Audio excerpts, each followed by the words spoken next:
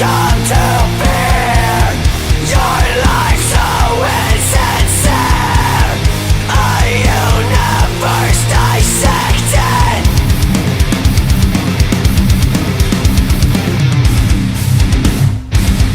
Your faceless erasing. Empirical waste of space. I've been so wrong just like them. Nothing of fear but everything of fucking time for. The only way you'll ever pull through is if you let yourself get placed into a casket. I feel it, this poison coursing through my veins. You know this, it's your fault. Now prepare for pain.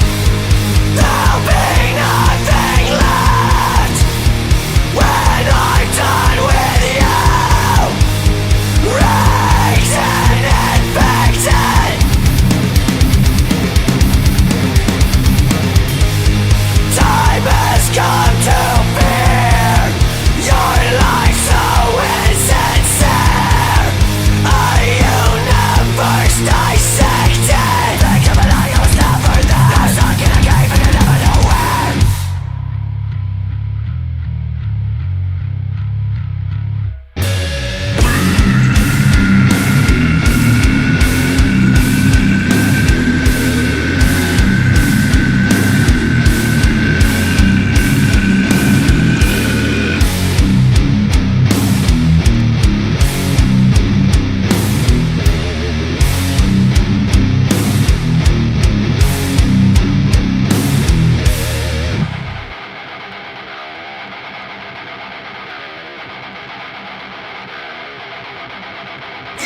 Transparent spaces that hold me secure.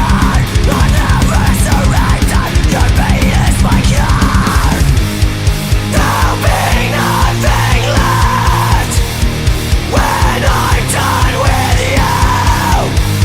Raised and infected. Time has come to fear. Your life so insincere. A universe dissected.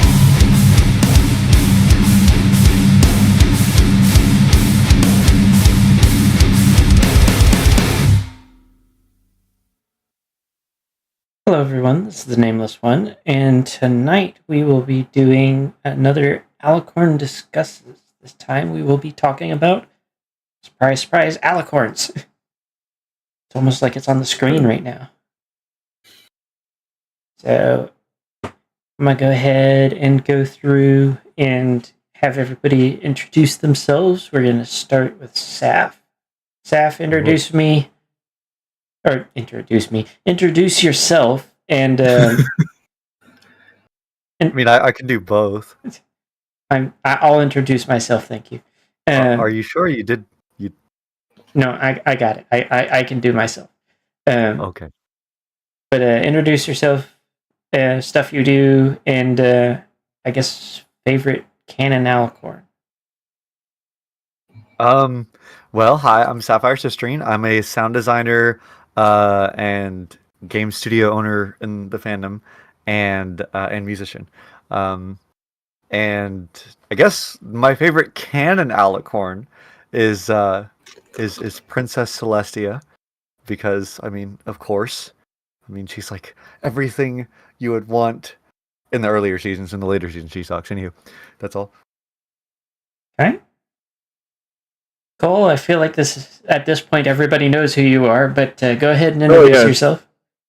Hello, I'm Cole Donnerstag. I'm a PMV person, a writer, entrepreneur, a failed entrepreneur, but still an entrepreneur nonetheless.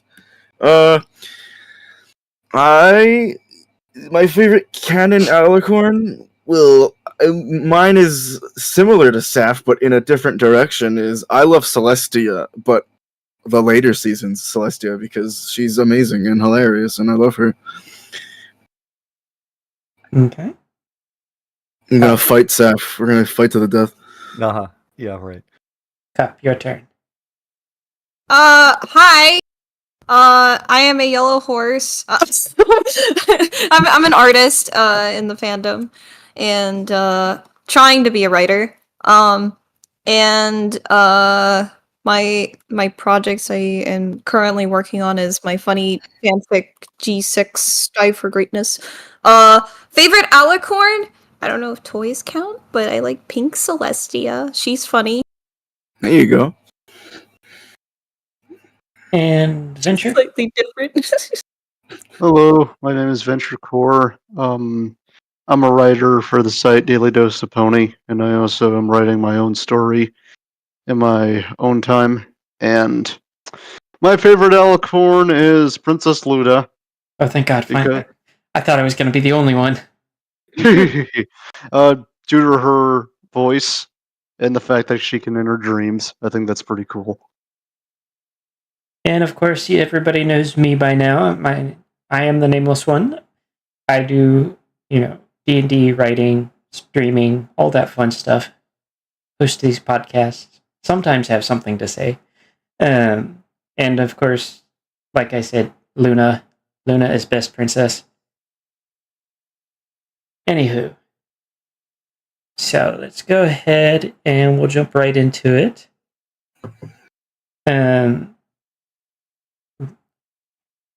We're going to try to do this one a little more conversationally, so feel free to jump in with whatever you want to add whenever I pose a question. If I don't hear you try to say something, I can't make sure you have time to speak. But let's start out with what has, during my time in the fandom, tended to be kind of a controversial question, but with the two sisters, we all know that they're both Alicorns. That much is obvious. But the question is, were they always Alicorns? I think yes. I think they were manifested into the world as Alicorns, and that's their way. I'm gonna say yes to that too, personally. I've got my own headcanons about it, but I also don't like the later seasons anyways, like saying, oh, well, we've never seen an Alicorn that was born before. Yeah, get over it. Sorry. Born, like naturally born, like from not to be technical, you could say from the horse's parts. But that's why I don't think Celestia and Luna were born. I think they just kind of manifested, like ghosts in the night. I see what you mean. So that's why Flurry Heart was the first naturally birthed Alicorn. I think that's my way of not just dancing around what they said, and rather making it work. I believe that they were probably born as Alicorns. I don't know if their parents were Alicorns, but I think that that they were born as Alicorns. Am I the only one who doesn't believe that they were? Because, personally, I believe that, like Twilight and Cadence, when they rose up to be Alicorns, I believe that Celestia and Luna did the same. Back when the ponies, the three tribes, were struggling in their what was it? The hearts-warming, situation. At some point... Yeah, that's what I was thinking, because, that's when, she, the two sisters, as, children, were, going up to Star Swirl and them saying, hey, we know a way to solve this, and then they gained the love of all three nations, and then they became Alicorns that way.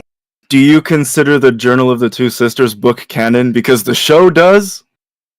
And if that's the case, then I would think that's why I think they were born. At least they've always been Alicorns because of that.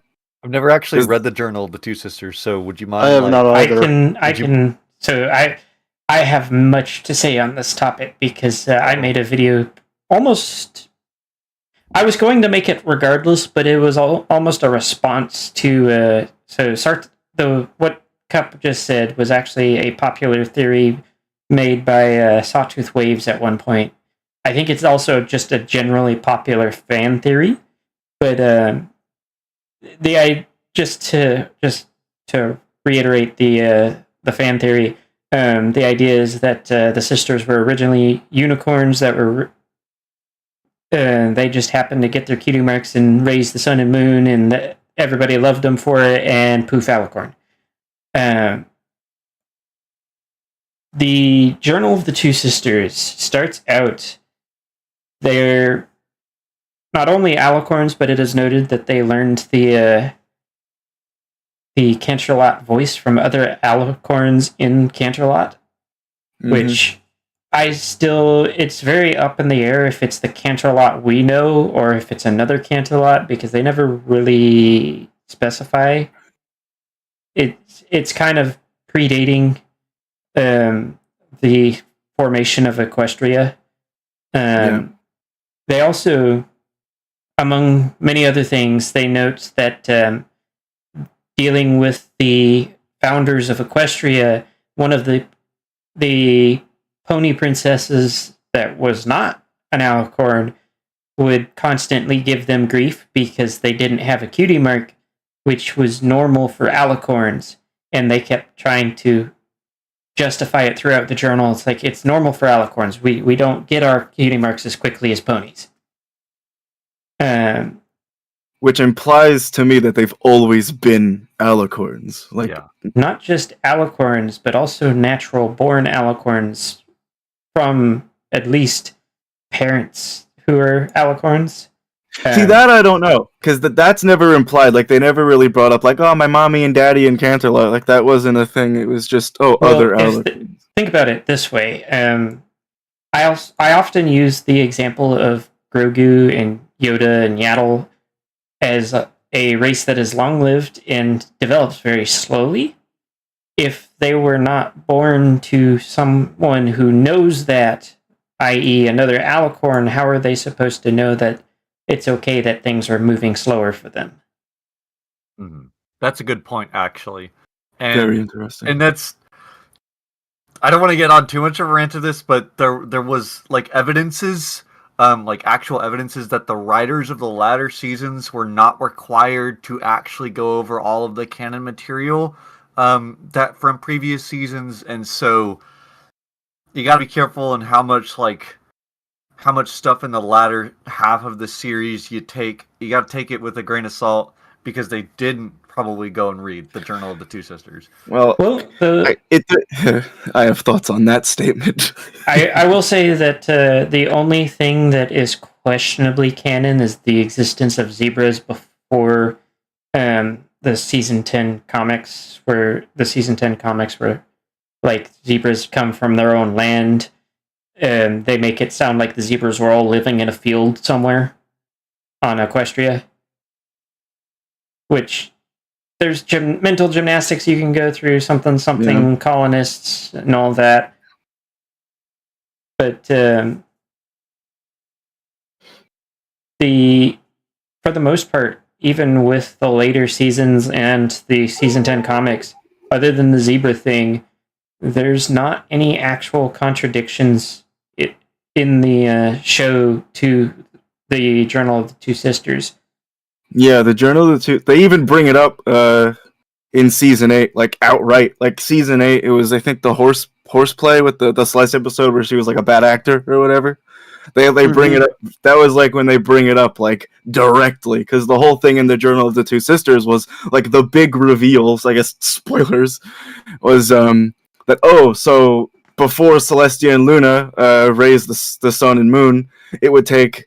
I think they said like 10 other unicorns plus Star Swirl to do it. But when they would do that, other than Star Swirl, the other unicorns' magic would drain forever, and they would never be able to use magic again.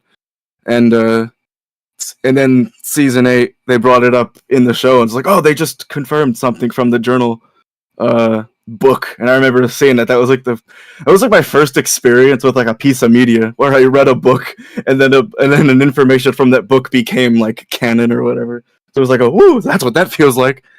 I will also note that on top of that, the haha gotcha moment that most of the people that don't think that their natural born is normally the we've never seen this in Equestria. They're also like they meet the Equestrians at the beginning of the existence of Equestria as we know it.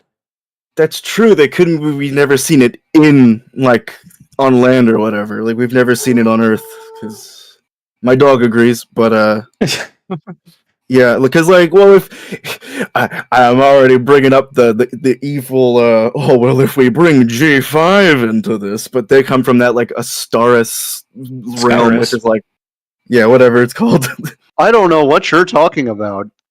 That is like It reminds. that is actually kind of why I wanted Doc here, because he's like probably the only one of this group that would actually be able to. I haven't read the comics, but I'm caught up on whatever audio visuals G5 stuff there are, so I can answer that much. I haven't. It does remind me of that one thing. I think it was Beginning of Harmony thing that Minty Root did. Something like that, I guess, but I don't think that was as ethereal. And also that had like the whole fall of the Alicorn civilization.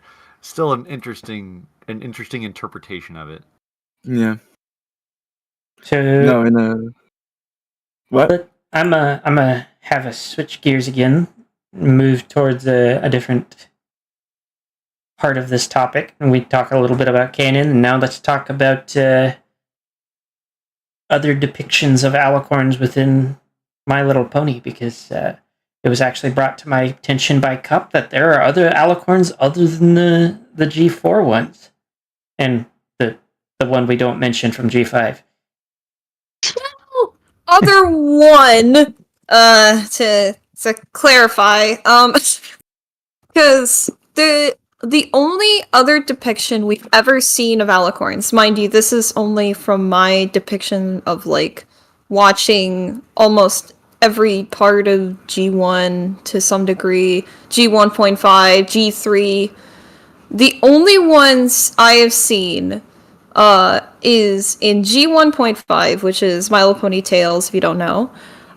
There was an episode where I think it was Patches. She was flying up in a hot air balloon, and because she decided to get herself up there and in trouble, a seagull comes in, pops the balloon, and of course they're starting to fall, and these ethereal Pegasi appear out of nowhere. I say Pegasi because 3 of them were Pegasi, but one of them was an Alicorn.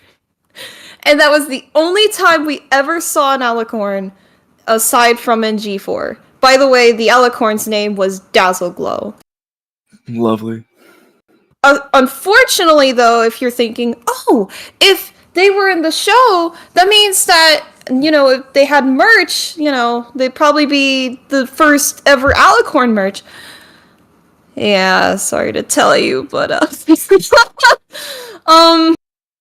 unfortunately, they were unicorns in their merch.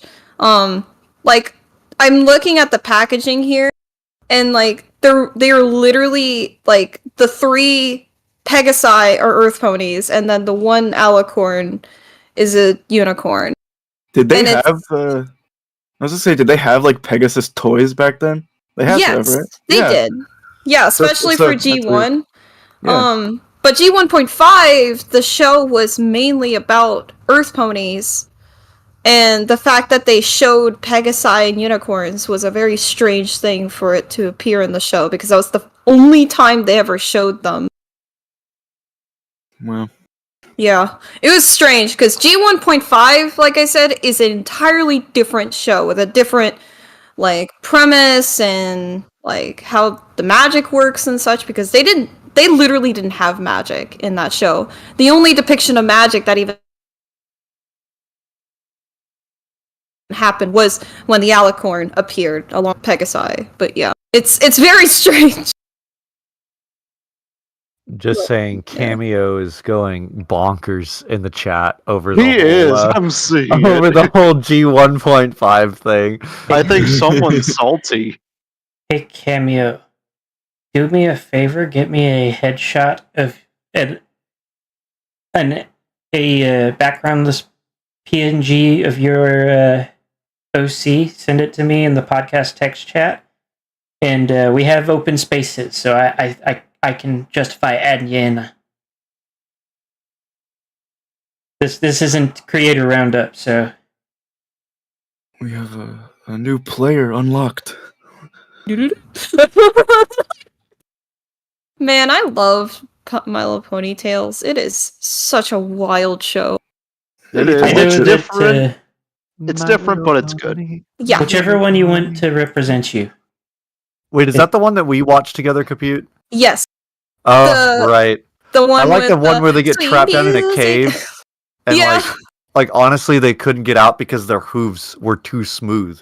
Like the one time that I've had, like they actually acknowledged having real hooves, and then and of course the other times during that show they had thumbs, which is really creepy. Morphed their hoof into like gloves, and it was so strange. Yeah, they look like oven mitts. Maybe they were alicorns all along. The early generations are just kind of something else. Bonkers.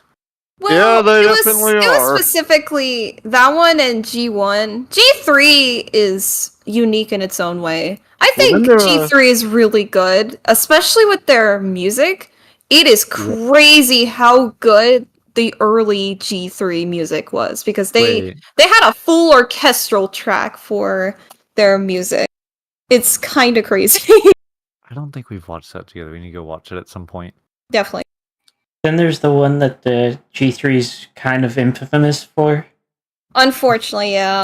Oh, Yeah. G3.5? Yeah, the one with the diapers, which newborn cuties Scootaloo, poor thing, got decimated into a flash puppet. Amy, are you gonna give me that headshot?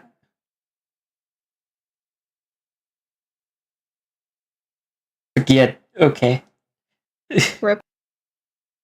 While Alicorn. we were waiting on Cameo for more input on the early generations of MLPs, Alicorns, and probably just input in general. If you ever want to be a part of the stage, and if I have empty spaces, possibility of being let in, depending on a number of factors, check out the Patreon.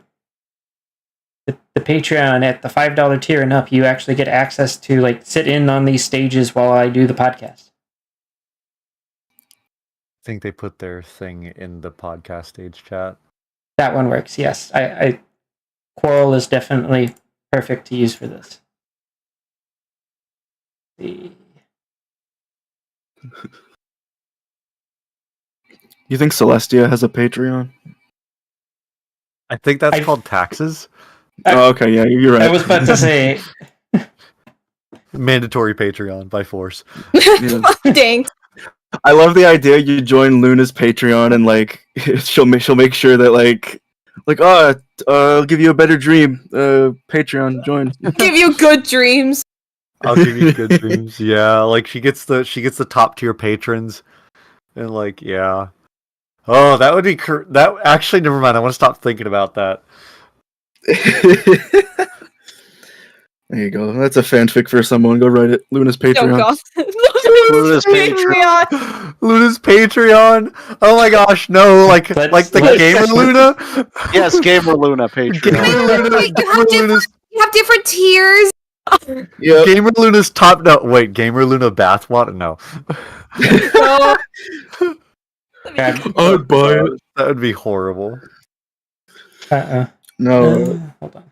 The top tier in Luna's Patreon, she'll invite you her dream escapade, in the freaking kind of like that episode where Starlight was with her into the Matrix. Yeah. That's all that Royal Problem was. It was just Starlight testing out Celestia and Luna's Patreon. Well, reactive There you is very slow. I've solved it. I've solved the show. Reactive is just taking its sweet ass time.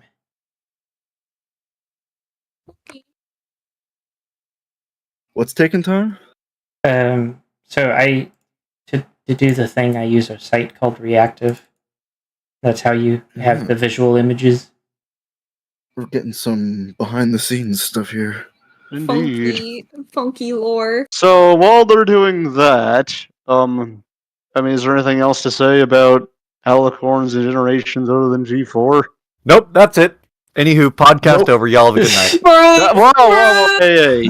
Well, what about Okay, what here's about a Alicorns, question like, for the room. What do you think those Alicorns are? Because, like, they straight up summoned out of nowhere, and then, like, Anomalies. they were actually considered in the episode to be aliens. Like, people thought that aliens were They're there. SPCs. SCPs! they were the Hasbro executives trying to check on the horses. Checking on the horses. Like the Barbie Man. world. If they made merch for them, they would have made bank. They have no idea how much bank Well, they would have made. Not You much. could say that about so many things in this franchise, where they're like, if you just made merch out of that, but you didn't. But like, it's Alicorns. Like that's. Yeah, but we I know wonder about if, like, Alicorns now. That G4, doesn't mean like- that children cared about Alicorns back then. Are you kidding? If there was There some were little adult girl that versions was of the like, toys. "Mom, this horse is a Pegasus and a unicorn. I want it." That's what they would say. Yeah, Well, that's that too. true. A Pegacorn. Yeah, Pegacorn. Pegacorn. I think they were almost named that, actually. Like, They Yeah. were. That's all. I'm happy they're not. Yeah. fun fact, while we were waiting for Reactive to actually work, did you know that the term princess given to Celestia and Luna was because of Disney? Yes, Oh, I yeah. am aware of that. It was supposed to be what? It wasn't supposed to be Princess Selena? No, For it Luna? was No, was actually gonna be, because Princess. Okay. they were actually going to be called queens, but Disney But queens made are evil. Disney made mean, all yeah. the queens evil. I mean, I Yeah. think we all can agree that the Queen of England was evil. No, I can't say that. I think the Up top, first, baby. let's see, the first queen that Disney made that wasn't evil, Queen Elsa, sort of. No, but she was a princess. She became a queen, though, right? Yeah, Yeah, she but did. she started as a princess. Oh, Yeah. that is true. Yeah, I guess she was an antagonist, kind of. No, And if then she guess who was actually evil? started as a princess. Yes. There we go. Where? At least at Okay, least so according to the my thing memory. is with Elsa, hear me out. Uh-oh. Thing is with Elsa, when we're starting the movie, trust me, I'm not doing a major lore dump here. She was getting into the position of a queen. At the very start, in the first couple of minutes and stuff, she was not queen yet. Then she had gained the position of a queen or was getting crowned, one of those two, Coronation. and had her freak out. Yeah, her coronation. She had her freak out, meltdown, and ran off. You mean she had her So freeze by up, the not her meltdown? No, I'm calling it a Oh, God. meltdown. It's a freeze up. She If you fucking broke- ran. Idiot. I thought we were talking about Chrysalis. I'm like, what? Since when have we ever Chrysalis. been called Chrysalis No, we're- princess?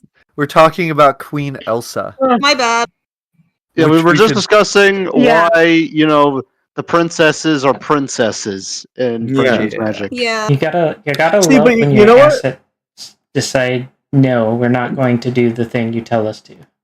Yeah, You know what's you're interesting, literally though? just Like, doing like They really the don't. the fact that, like, they were forced by Hasbro or whatever executive thing to call them princesses instead of queens, but I feel like for me, I feel like it added a bit of charm to the thing. Like, having them all be princesses just feels right. And I feel like if they were all like a bunch of queens, like if we got to the point where there's Cadence War. and Twilight too. They actually, in the season 10 comics, they switched it to being they were calling Twilight Queen Twilight. But that makes sense because it's just Twilight. You know what I mean? The Yeah, issue is you can easily have a place with multiple queens. The reason why in the comics, though, they had Twilight being a queen rather than princess is because the comics can get away with so much worse shit. Like, let's be honest. Oh yeah, The I mean, comics- the I'll say comics this. have less Hasbro and executive show overlook. Hold on. Yes. What were you saying, Seth? No, it's a completely different thing. Finish your thought, Cameo. So they can easily just get away with the whole, oh, she's actually a queen now. like there's just so much things that if you actually look into the comics, you're just like, what the heck is going on here? Some of it feels like a shit post. I'm not gonna Yeah. lie. On a mildly different topic, but it's something that was at least somewhat mentioned. The Alicorns living forever. All right, let's just say they do live forever, or at least they've lived for a very very long time, and they're like mildly immortal, right? And so the whole idea for me of like Twilight becoming the sole ruler of Equestria and Princess Luna and Princess Celestia just, screwing off to go hang out at the beach the whole time. Like, personally, they've already lived at least 1,000 years or longer, because we know that it's been at least 1,000 years. And so, like, that's a long time. And no, they don't have to be like constantly running the government at all times. By that time, they would have figured out how to delegate stuff, and they would have like gone on vacation and do stuff and all this type of like. There gets a point as an immortal when there's like literally nothing new, and so you, instead of just trying to chase new stuff, you actually try and find purpose in life, and that's what I think that had happened with Luna and Celestia. They raised the sun and moon. They had an equilibrium. One took care of the day, the other took care of the night. Why completely remove that for it to all be controlled by one pony? And I mean, that's just overwhelming. You want her to be awake 24/7? Like, Does not need to be awake 24/7. So the thing is, with the way the sun and moon is, while they do need to kickstart it to move them, you do not need to continuously move them. So Twilight will be able to go to sleep. Yeah, but then who's taking care of the dream I world? do agree. Yeah, that's what I was about to say. It's bullshit on how it's like, let's leave the dream world and all this shit, like completely You know unthinkable. what's But interesting? the sad truth is around that is the fact that it's arguably pointless, because unless Luna was doing it the entire time while she was on the moon, you don't really need somebody for that. So It's good because it is I'm gonna let cool, but you Cole. don't. I'm gonna let Cole speak real quick, and I have something to add to that. Oh no, it's just because like I have a lot of thoughts on this, but all of them are pretty much in the thing I'm writing right now, and I'm like, do I want to spoil my story? That's the thing. Well, do you have something you do want to share? No, I agree. It's interesting. Like, even when you just like when Luna was gone, who was taking care of the dream world? Was it just Celestia, or like does Kenji even do that? Like it's not really established whether or not that's something Celestia can or can't do. She could do it when she had Luna's cutie mark, but that was a Starlight Glimmer event, you know. The Starlight Glimmer event. Yeah. Well, listen. I would believe that Starlight could enter dreams before Celestia could at this point, because Starlight can raise. Maybe that's what happened. Maybe like Starlight just goes through the dreams now. Like she's not a princess or anything, but she's like, yeah, I'll take over the dream. I'll take over the dream duty. Don't worry about it. I got you, Twilight. But I am gonna mention that with the comment on was she doing it while she was on the moon, the answer is, according to the comics, yes, and she was causing nightmares at the time, and that would actually make sense. The moon is actually where she learned to dreamwalk. There were denizens on the moon that she learned to dreamwalk from. If you're curious to look into it, Fiendship is Magic is the miniseries that story is from.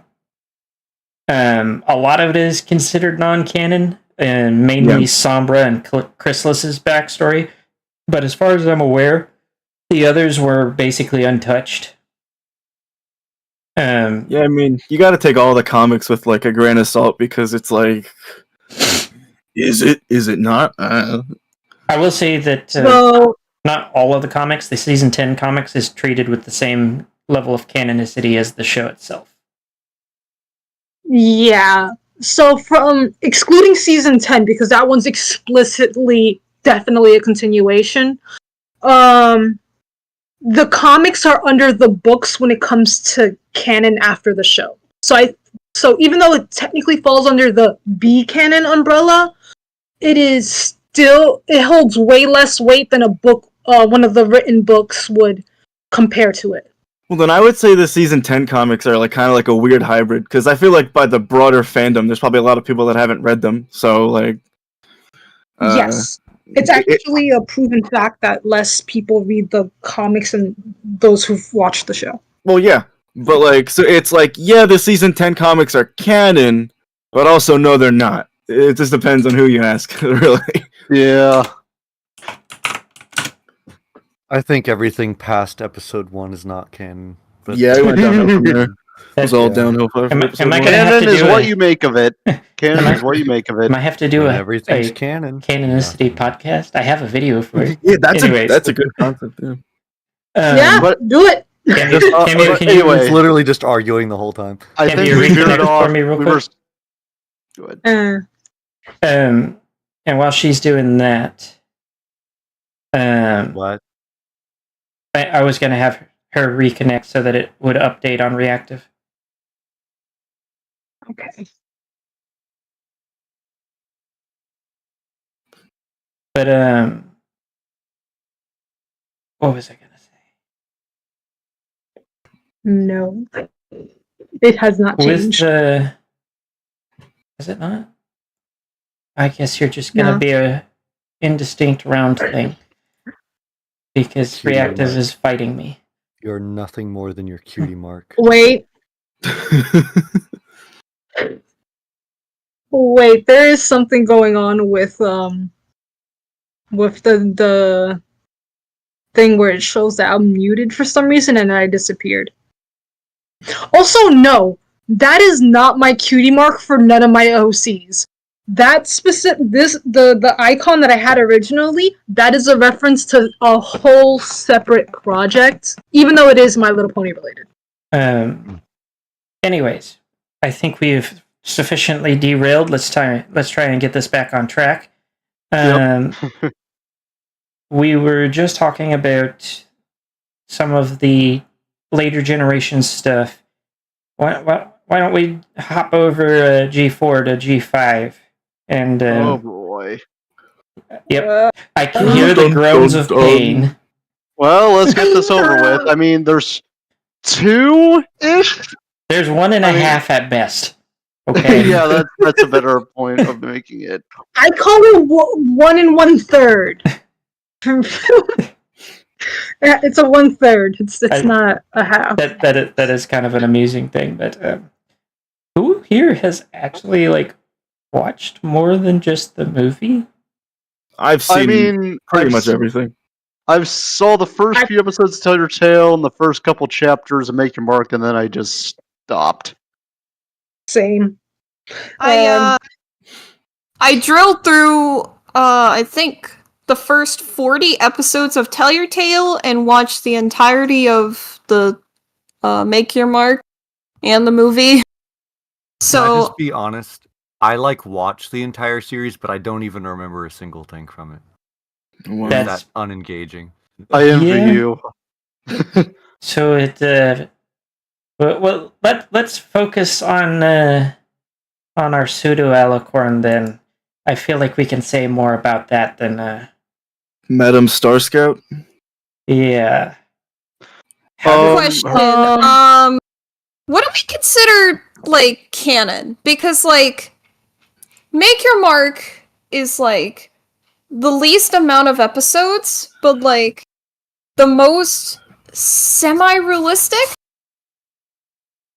While Tell Your Tale is the only main series that's actually going, but it's probably the most berserk lore that the series has ever conjured up, alongside Pony Life. So the issue with that is that they're supposed to be canon to each other. That was the fucking issue, and they screwed up big time with that. They shattered so many consistencies with that. That's that Cameo said. Yeah. That is a problem.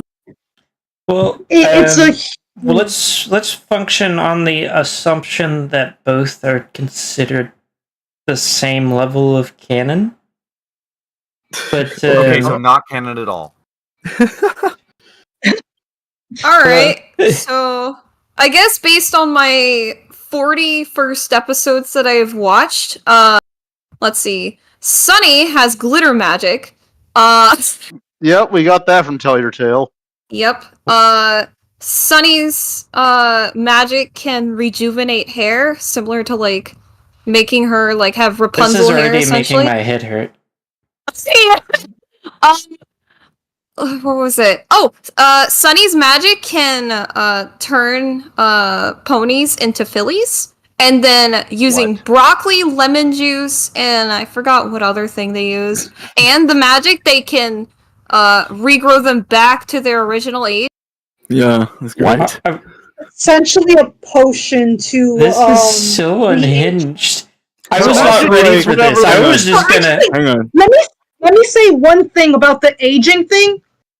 This was actually something in G4 that was hinted at that was possible if you have enough magic to. Even though Twilight never actually did it, I think it was in Ghostbusters or something like that, the Yeah. Trixie episode. It was both. It was hinted to actually be something that very powerful ponies could do, like actually de-aging and re-aging.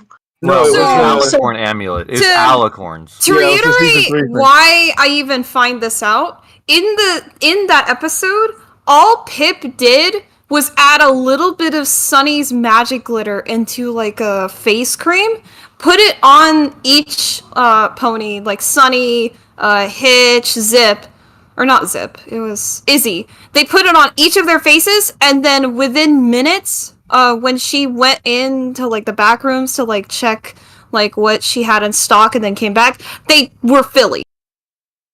So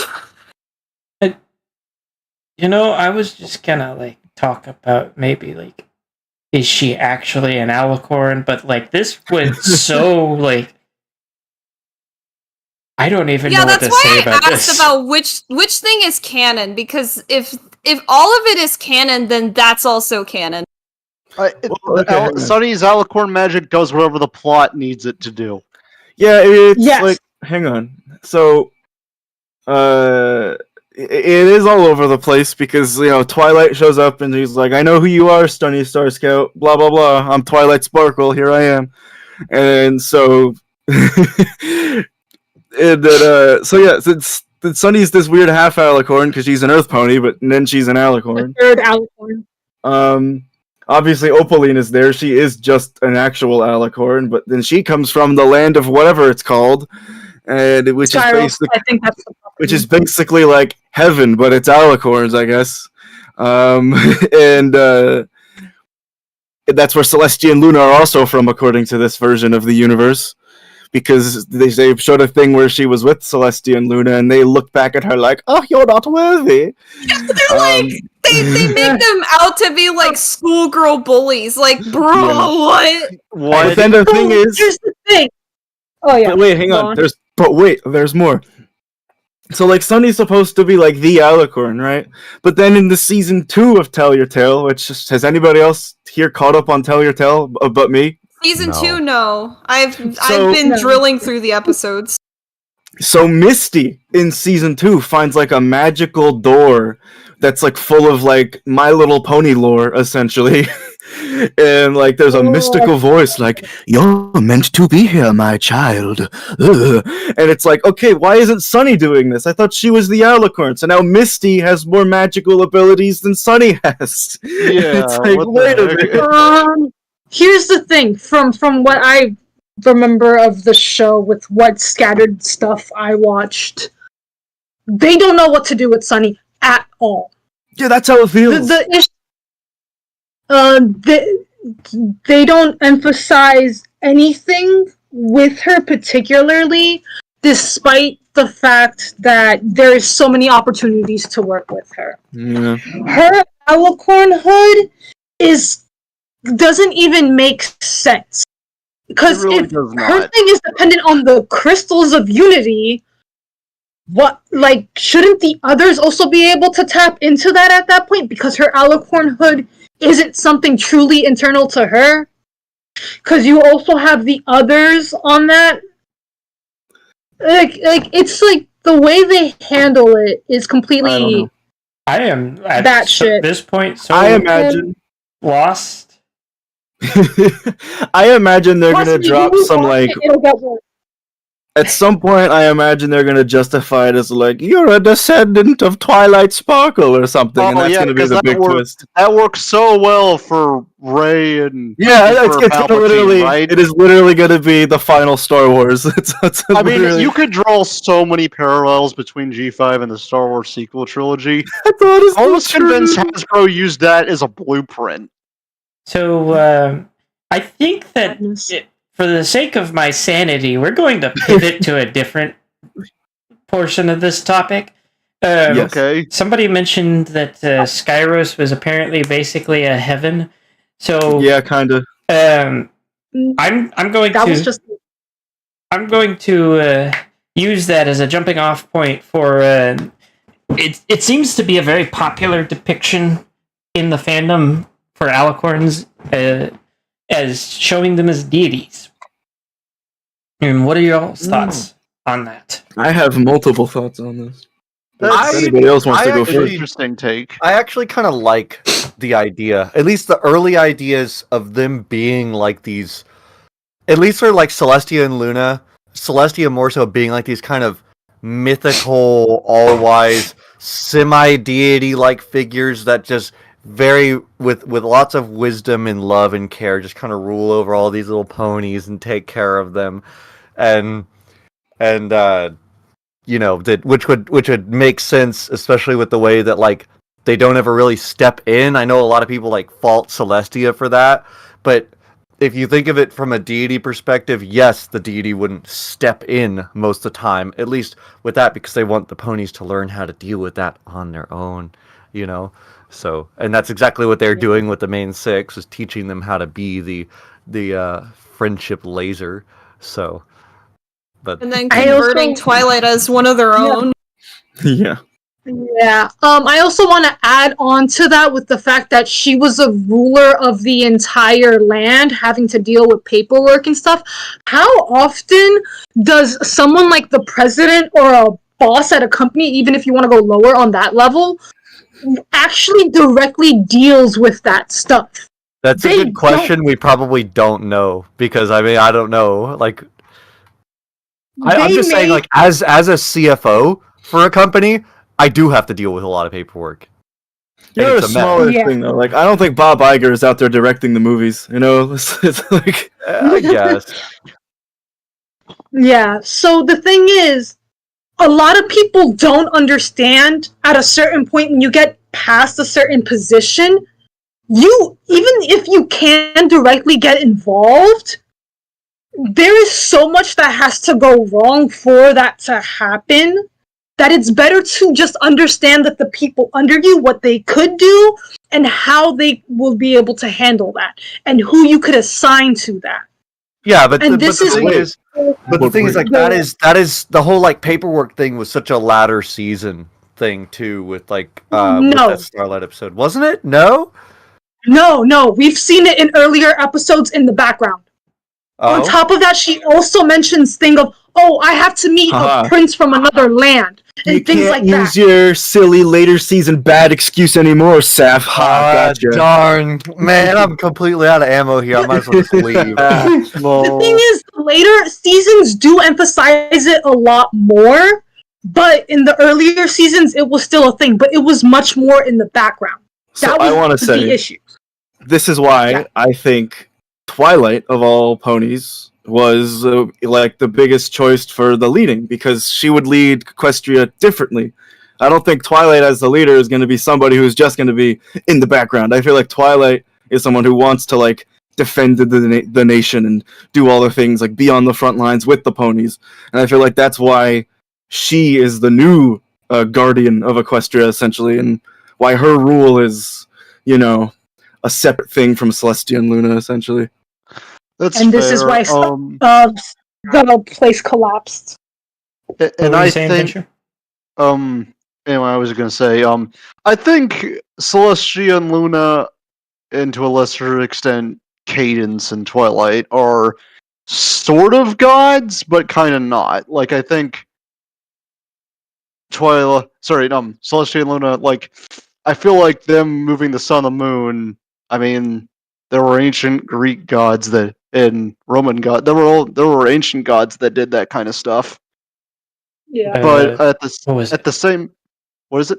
I can't remember his name now. Damn it! He rode a chariot with the sun, and there was Are you another one that talking did the about same Apollo? thing. Or, No, it wasn't Apollo or Icarus. No. Helios? No, you're Helios, talking about yeah. the one before Helios. Yeah, so there was that, but I also because gods, well, depending on the religion, a god is supposed to be all-knowing, and I mean some gods have that, and Celestia and Luna are not. I have many that. thoughts on this. They are not. Many- Or are they? Vsauce So- music Many starts gods are. So- Anyway, that's what I want to say on that. I'm gonna jump in on this one because some of you may or may not know that I do lots of D&D stuff and lots of world building, and Dunkin' Donuts? what you're describing, Venture, is more indicative of a monotheistic religion than a polytheistic one. Polytheistic ones Mhm. are generally what you use what I call living gods, where they can be individuals that show up places rather than always everywhere all at once. That's more fun, you know? Um, Come on down, buddy. What are you waiting way up there? Come on down. We're That's- cool here. A lot. That's kind of how not only I depict the Alicorns through my campaigns and story writing, but also how I do, like, just how I envision them based off how they're treated in the show. I mean, for crying out loud, they showed up and everybody looked at them and went, "You're in charge now." No questions, just, "You're in charge now. You are a child, you are in charge. You moved sun and moon? Good. Even more reason for you to be in charge." I have. Where is it? As the look of power. A lot of gods, especially big named ones, regardless of the religion, the more power, the more physical power, the higher their rankings and stuff, and the more likely people are to pray to them. And Example Take their being rule. Odin and Zeus. yep. Those are two of the more popular Um, ones. I believe was it Horus or Ra that was in charge of the Egyptian? Raw. I believe It was Ra. Ra. Okay. I- There's also I may be wrong. I'd like to say Vishnu for the Indian pantheon, but if you notice, like the pantheon ones, they also tend to be the ones with more physical bodies, where they like show up and Zeus can't keep his dick in his pants, and All and of Odin- Greek mythology. get in fights with Loki, who decided to not keep his dick in his pants, and pull tricks on people. It's all of the Alicorns to me read like a polytheistic pantheon, with the exception of Flurry Heart, but that just may be because we only saw baby Flurry Heart, never adult Flurry Heart. We never knew what she was She's the Alicorn one of. that brought about the fall of Equestria, just saying. No. Actually, it's strongly implied that Opaline did. Yeah, but Opaline's Yeah, non-canon. Yeah, but Opaline is so incompetent as a villain, I don't buy that at all. Also, The G5 is thing an is- alternate universe. G5 is a mess. But yeah. What was I gonna say? It was something about the Godhood. Yeah, no, I forgot. Shit. I am not that angsty. Sorry, I was reading the chat. Which chat? There's a difference. Yeah, I'm which- edgy, not angsty. Which chat? There's multiple chats. The YouTube chat. yeah, the YouTube chat. Calling me angsty. There's a difference. Oh, I want to put this here because it's funny. remember how Sunny has like glitter magic? In one of the episodes, Sunny is seeing 3 fillies like playing like with sandcastles, and then like a gigantic ocean wave is about to splash them. Sorry, and what she does, she runs over, she flies in front of the wave, and then poof, turns the ocean into glitter. Oh my gosh! Talk about the microplastics. Yeah, No. someone's like, Holy oh, I don't need. oh, that's something. Microplastics are the least of the worries. If the whole ocean's gone, oh god, it's just It was specifically the ocean wave, but still, yeah, she just casually put microplastics in the Yes, ocean. because having some water splash onto you is a lot more dangerous than having a bunch of No. little plastic pellets all over you. Like imagine getting smashed with those and having to breathe those in while you're trying to get unburied from that pile. Actually, the wave was over 10 times their size. That thing would look like a tsunami. It's a choking hazard. Ages 3 and up. It's a massive choking Choking hazard. hazard. Yeah. Indeed. We turned the tsunami wave into several tons worth of glitter. Mhm. Like that's gonna help Yeah. anything crushes children. Like So I think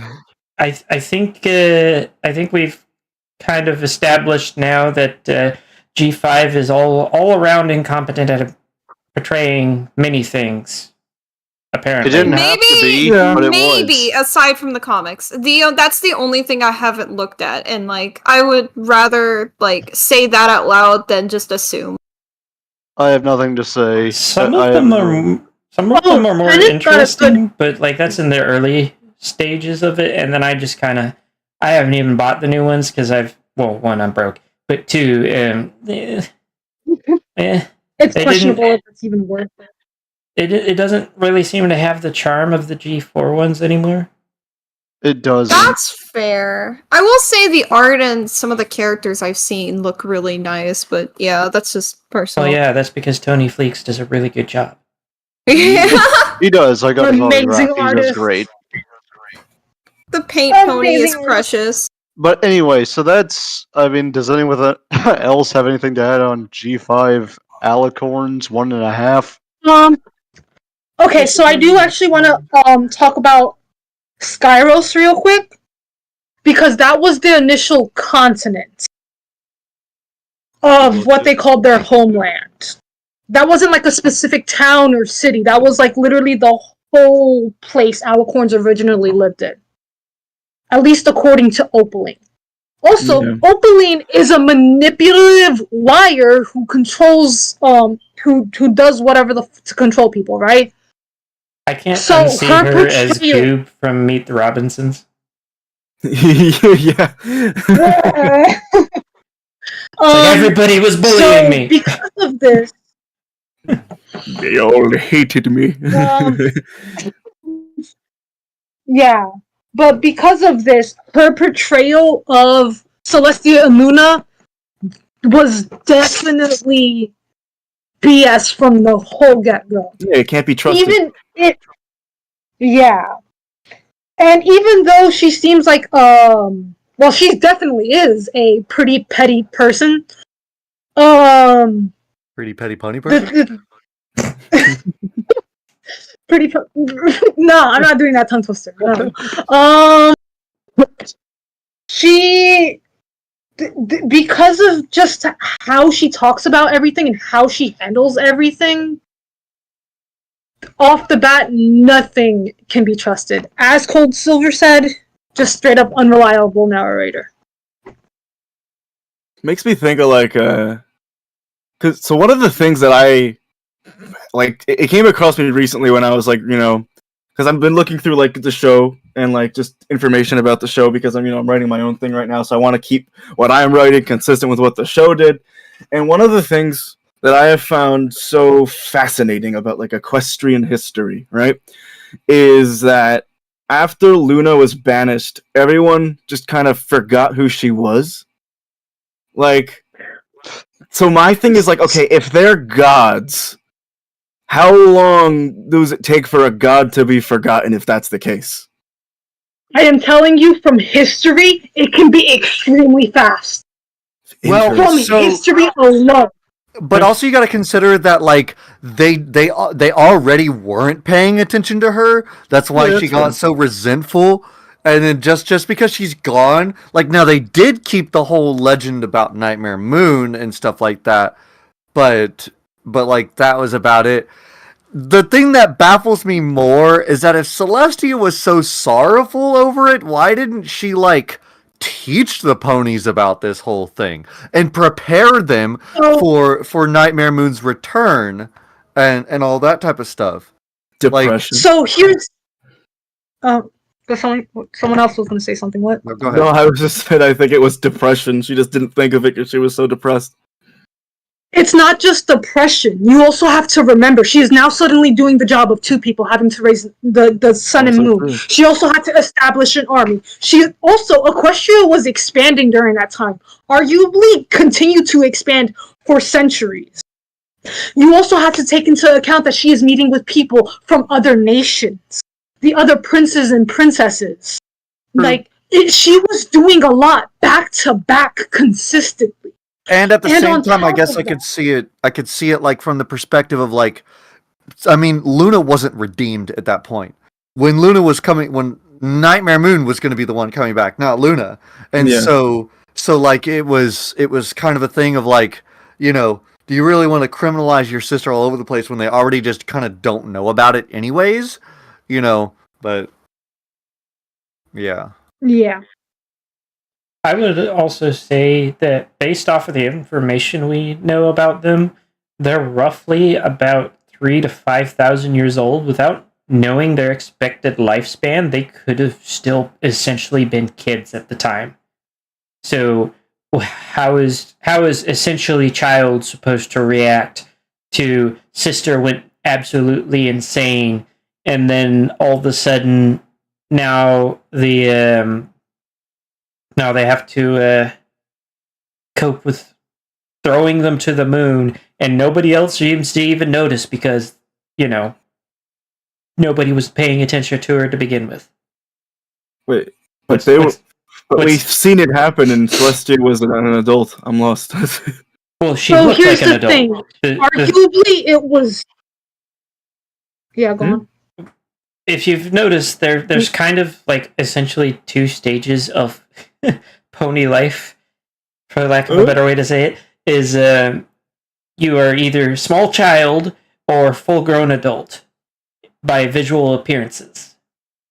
Like there is So rather very than little three in between. There's like teenage horses. A later season when they get the budget. Yeah.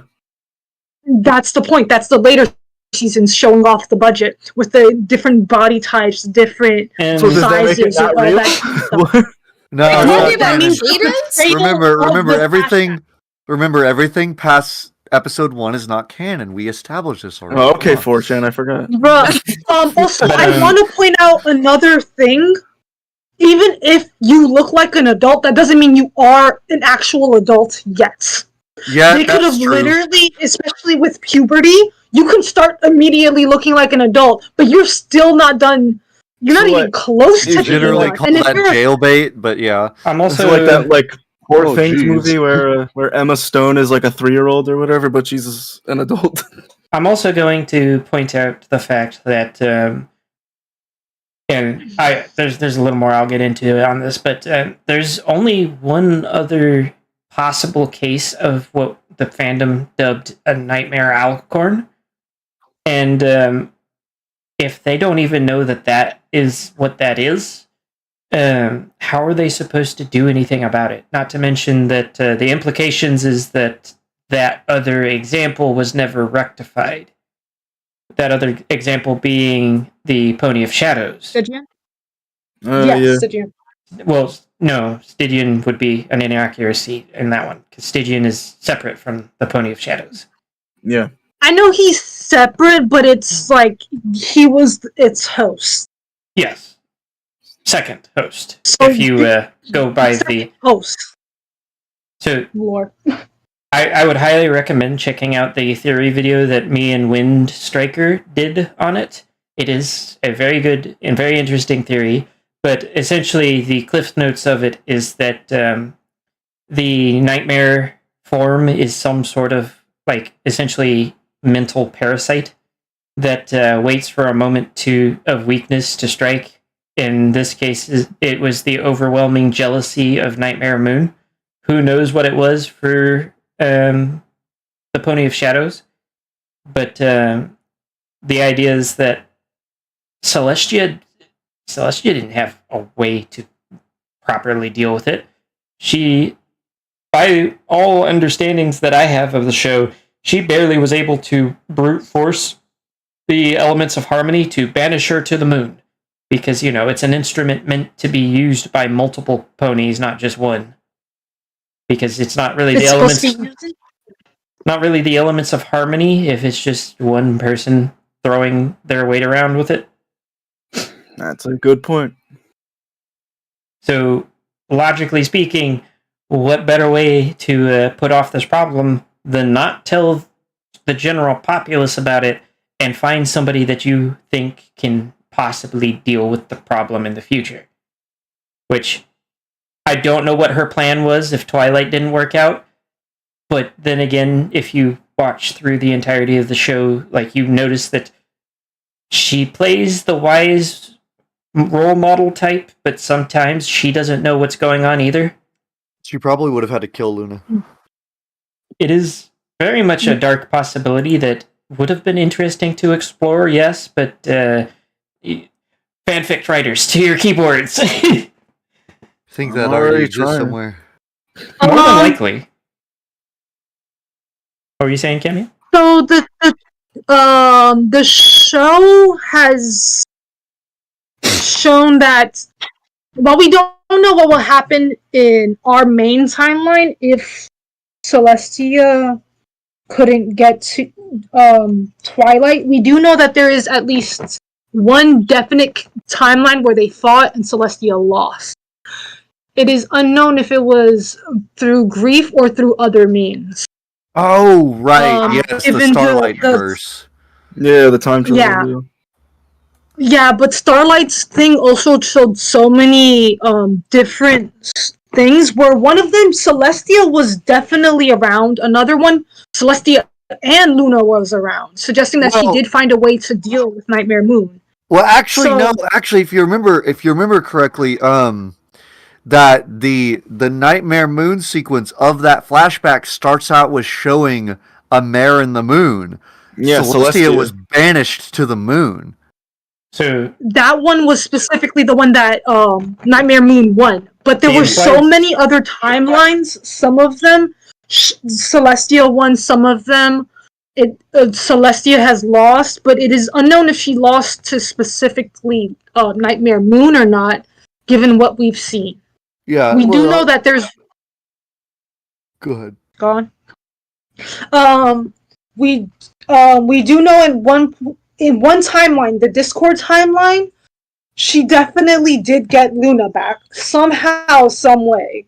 The Sombra timeline, we don't see Luna at all, but we definitely see Celestia is in charge fighting Sombra. But then we also see the Chrysalis timeline, which was mourning, but we do not see Celestia or Luna. So we have no idea what the hell is up with that timeline. I would say the implication is that Chrysalis beat them. But I think we're going to move... Well, I think what Cameo's trying to say is that every single one of those timeline changes always started with the elements of harmony not being united together. And so in all of those different instances, there were variables of whether or not Luna came back or Celestia defeated Luna or any of that stuff. Anywho, go ahead. So we're gonna take a step past that subject. There's two topics that I want to cover under canon Alicorns before we move to the fandom side of things. The first one. Oh yay! Oh boy! The first subject that I want to broach for the last two in the canon side of things is Nightmare Alicorns. What are y'all's thoughts on them? They're cool. I've kind of brought mine up. You mean like their dark versions, right? Yeah. So for Celestia, there's Daybreaker, Luna, Nightmare hate- Moon. Okay. Side note, I hate Daybreaker. Not necessarily because she has a bad design or anything. Nah, she looked cool as hell.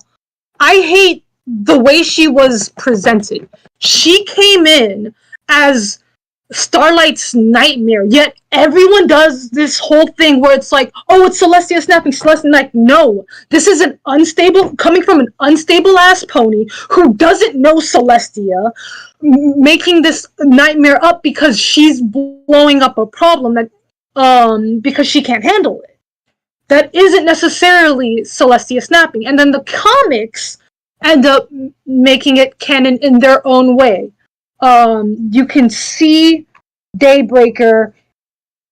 I forgot which comics it was. Where in one timeline Celestia did finally snap and then end up becoming Daybreaker, which part of me got pretty upset about. But it's like, again, Daybreaker does have a cool design and stuff like that. I'm not gonna lie, love the design, but I hate how much people. Hang on. I want to say something to be noted is that the whole Daybreaker thing did not. Yes, Starlight was dreaming, but it happened within like the general dream realm area, not necessarily the Starlight dream. And then it kind of took over and kind of became Celestia's thing. Although it's not really definite. I mean, it's. It definitely started in Starlight's dream. I think it's kind of like while we can sit here and play is Daybreaker real or not, I think it is. I think with the existence of Nightmare Moon, it is definitely a possibility for all of the Alicorns. Yeah. And with that, something that has always interested me is I feel like if the ponies truly knew and like truly realized that all of the Alicorns have this potential, that like they would probably try their best to not, if not kill, then at least try and ask them to literally leave this plane of existence and just govern themselves. Because who would want to have, sure, that's a lot of power, and it's really good to have all that power if they're benevolent. But if they suddenly don't turn benevolent, which we've seen before, why would you want to let them stay in power? That's a nightmare scenario. You'd be constantly living under fear of like the nukes dropping because you don't know if Celestia is going to turn around and turn evil all of a sudden. Well, there's also implications that it's not just a Alicorn thing with the all bottled up episode. Nightmare Rarity. The Nightmare Rarity is actually non-canon. It is. I know, but it's. With all bottled up, it's shown that apparently not only can you remove your emotions physically, if they are allowed to run rampant, they will take control of things and cause wanton destruction, essentially. Well, yeah, and it's a parallel to our own world. Like, if you bottle up your emotions, it's going to explode on someone and hurt other people around you. Yes. I guess the thing is that, like, I think the difference is that Alicorns are generally seen as way more powerful than the average populace. Which indeed implies the idea that if other ponies are capable of it, it's only the powerful ones like Starlight or Twilight before she was an Alicorn, Star Swirl, those types are the only ones that are actually at risk of becoming something like that? Potentially. Obviously, you could still have serial killers that don't even use magic, because we have that in our world. Well, yeah. But like, generally, the thing is, like, they really put a lot of trust in their Alicorn So wait a leaders. second. Hang on, I just thought of something. Mm-hmm. So the debate of the Daybreaker canon thing, and again, this usually is just going to come down to animators using the models they have, but it's in the show, so yes. So whether or not Daybreaker was Starlight Dream, Celestia Dream, a hybrid dream like we saw in the Two Princesses Dream of the Sheep, whatever, that's not the point. Twilight wasn't there, right? But in the season 9 premiere, Twilight gets a vision and sees exactly the same Daybreaker. The season You premiere. sure about that? Hold on. Yeah, she gets like an evil vision from Sombra showing her like, my thing I don't want to see, and she sees the same exact Daybreaker that they saw in the other thing, and Twilight wasn't there for the Starlight Dreamy Celestia I'm time. gonna look that up real quick. However, counterpoint to that, Twilight would have been told about that. Yeah, but she wouldn't have seen it. No, she wouldn't have. She wouldn't have seen it, but being told about it would alter her perceptions on Well, those it's things. true, and Starlight Glimmer is an amazing pony who probably gives really descriptive details, so I understand. Probably literally just projected her dream, like on It's true. She probably has like a spell, but here's what I saw, Twilight. But I'm gonna add a bit more to the what I was saying about the other ponies are probably also capable of being nightmare. I think that, and this was a version of the same theory I did with Wind that I did with Sawtooth Waves back in the day. It is possible, depending on which side of canonicity you pick for Sombra, that that is exactly what happened to Sombra as well. While Saf takes a look at the Daybreaker stuff. Yeah, because in the comics, like Sombra was like good, and then he wasn't, right? Well, in the comics, depending on which comic you look at, the one you're talking about is probably the Mirrorverse one, where he started out good, but in order to save both universes, he had to be evil. And then the other one, the origin one, he's what's called an Umbrum, which dubious canon I think that was at best. And I know Ice is probably screaming at me from his muted microphone, but it's one of those that it was never acknowledged anywhere else, and it's in a comic that is considered non-canon because they retconned how the Crystal Empire and Sombra came to be. All right, I'm pasting it in the podcast stage here. That is in her nightmare dream thing. That is being controlled by Sombra too. Yeah. So, which means that this is Sombra's interpretation. So maybe Sombra knows something that we don't. So I would say that the kind of implications that gives is that either A, she's been there before, or B, they just make a logical assumption based off of how Nightmare Moon looks. There we go. Can I just note something? Both Nightmare, if you look at that picture, both Nightmare Moon and Daybreaker are wearing battle armor. Mm-hmm. And we know that there's probably been wars in Equestria's history. I would not doubt that the princesses have taken out their warrior Alicorn form in this sense and used it in those battles before. And that's where the appearance of those things come from. That's I've never even really considered that as So you say like a version of like Nightmare Moon that Luna can control, essentially? Yes. That's fascinating. Think about it. Like, why would Nightmare Moon have battle armor? Right? So you're essentially you're implying what is essentially like basically a berserker rage kind of deal is what the Nightmare Alicorns could be. Kind of, yes. Kind of. A bit more controlled. It's like their Hulk mode, you know. Which they're always angry. But so the issue is with this. Oh. What I'm thinking is based off of the theory that I have that it's a nightmare parasite that actually, because you would have the precedent that they've interacted with it before, which would require it. I'd imagine with something like this, you don't want to be like happy. If you're going into battle, you're expressing some sort of negative emotion, and which from there.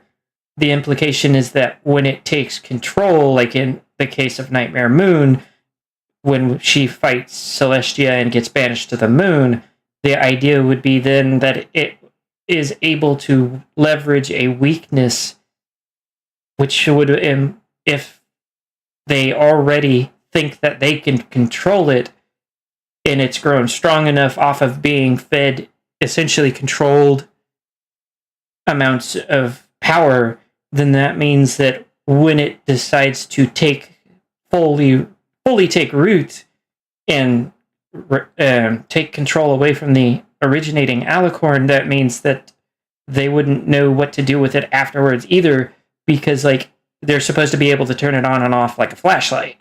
I'm actually going to kind of go against that.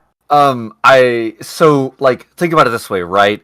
You know, with the Hulk is still like the dude when he's big and green, right? That is 100% I remember. You're right. He's not. I'm sorry. I got confused. They're actually So I'm gonna put that example and set it aside because it's not working for me. But like, there's also implications that both Nightmare Moon and Daybreaker view themselves as separate entities from Luna and Celestia. The depictions in the comics they specifically call out Celestia and Luna as not being them, even though they come from Celestia and Luna. And if you listen to the way that they speak in the show as well, it's I am more powerful than them. They are the weaklings, as if they're talking about two different entities. Well, you know, but you could.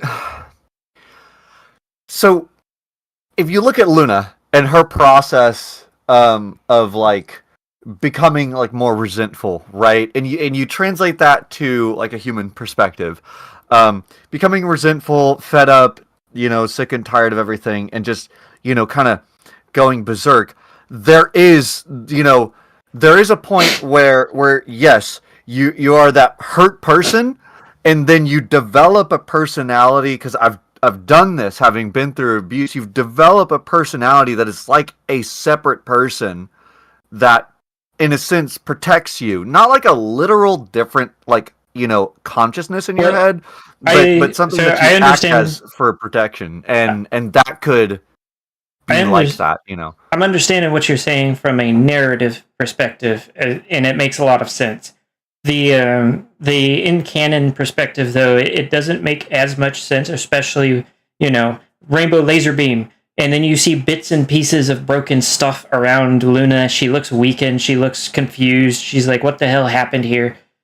Later on, she acts like she did a lot more damage, which implies to me that she was told what happened, but not really, like, 100% conscious of what happened. That's what it reads like? Blanking out. If I remember correctly, no, she it's not like she's like, oh, I don't know what happened. It's not like she's just really sorry. Like, she was knocked out of the rage, you know. She was knocked out of that delusional state. The episode 1, the very first thing she asks is, "Where am I?" When she is knocked out of the Nightmare Moon. I'm looking at that right now. Hold on, I need to make sure. I'm going to. Might as well. She says, So "Gadzooks." Okay. I want to point out that we legitimately, when Celestia and Luna, if I'm remembering correctly, when Celestia and Luna do go to the Crystal Empire during a flashback, neither of them are wearing, they're just wearing their normal regalia rather than anything, regalia, than anything like specific or special. Yeah, so, but like, that's not. I would say that it is also just technically some sort of armor. With the one that they normally wear, it's kind of more of just like casual clothes for them. It's the regalia, while an important part of their design, is not necessarily important to them. Like it's not gonna. They're not gonna fall apart if they take their shoes off or anything crazy. Yeah. In fact, you actually see Twilight getting in and out of regalia at certain points throughout the show when she becomes an Alicorn. Yeah, so when it comes to their nightmare forms, it's just an interpretation of, oh, they would wear regalia that would match their more darker tones. Especially when you, It does appear it to be doesn't more necessarily mean combat centric, though. So I yes. I will say that I don't dislike the idea that it could be something that they could essentially turn on and off if they really needed to.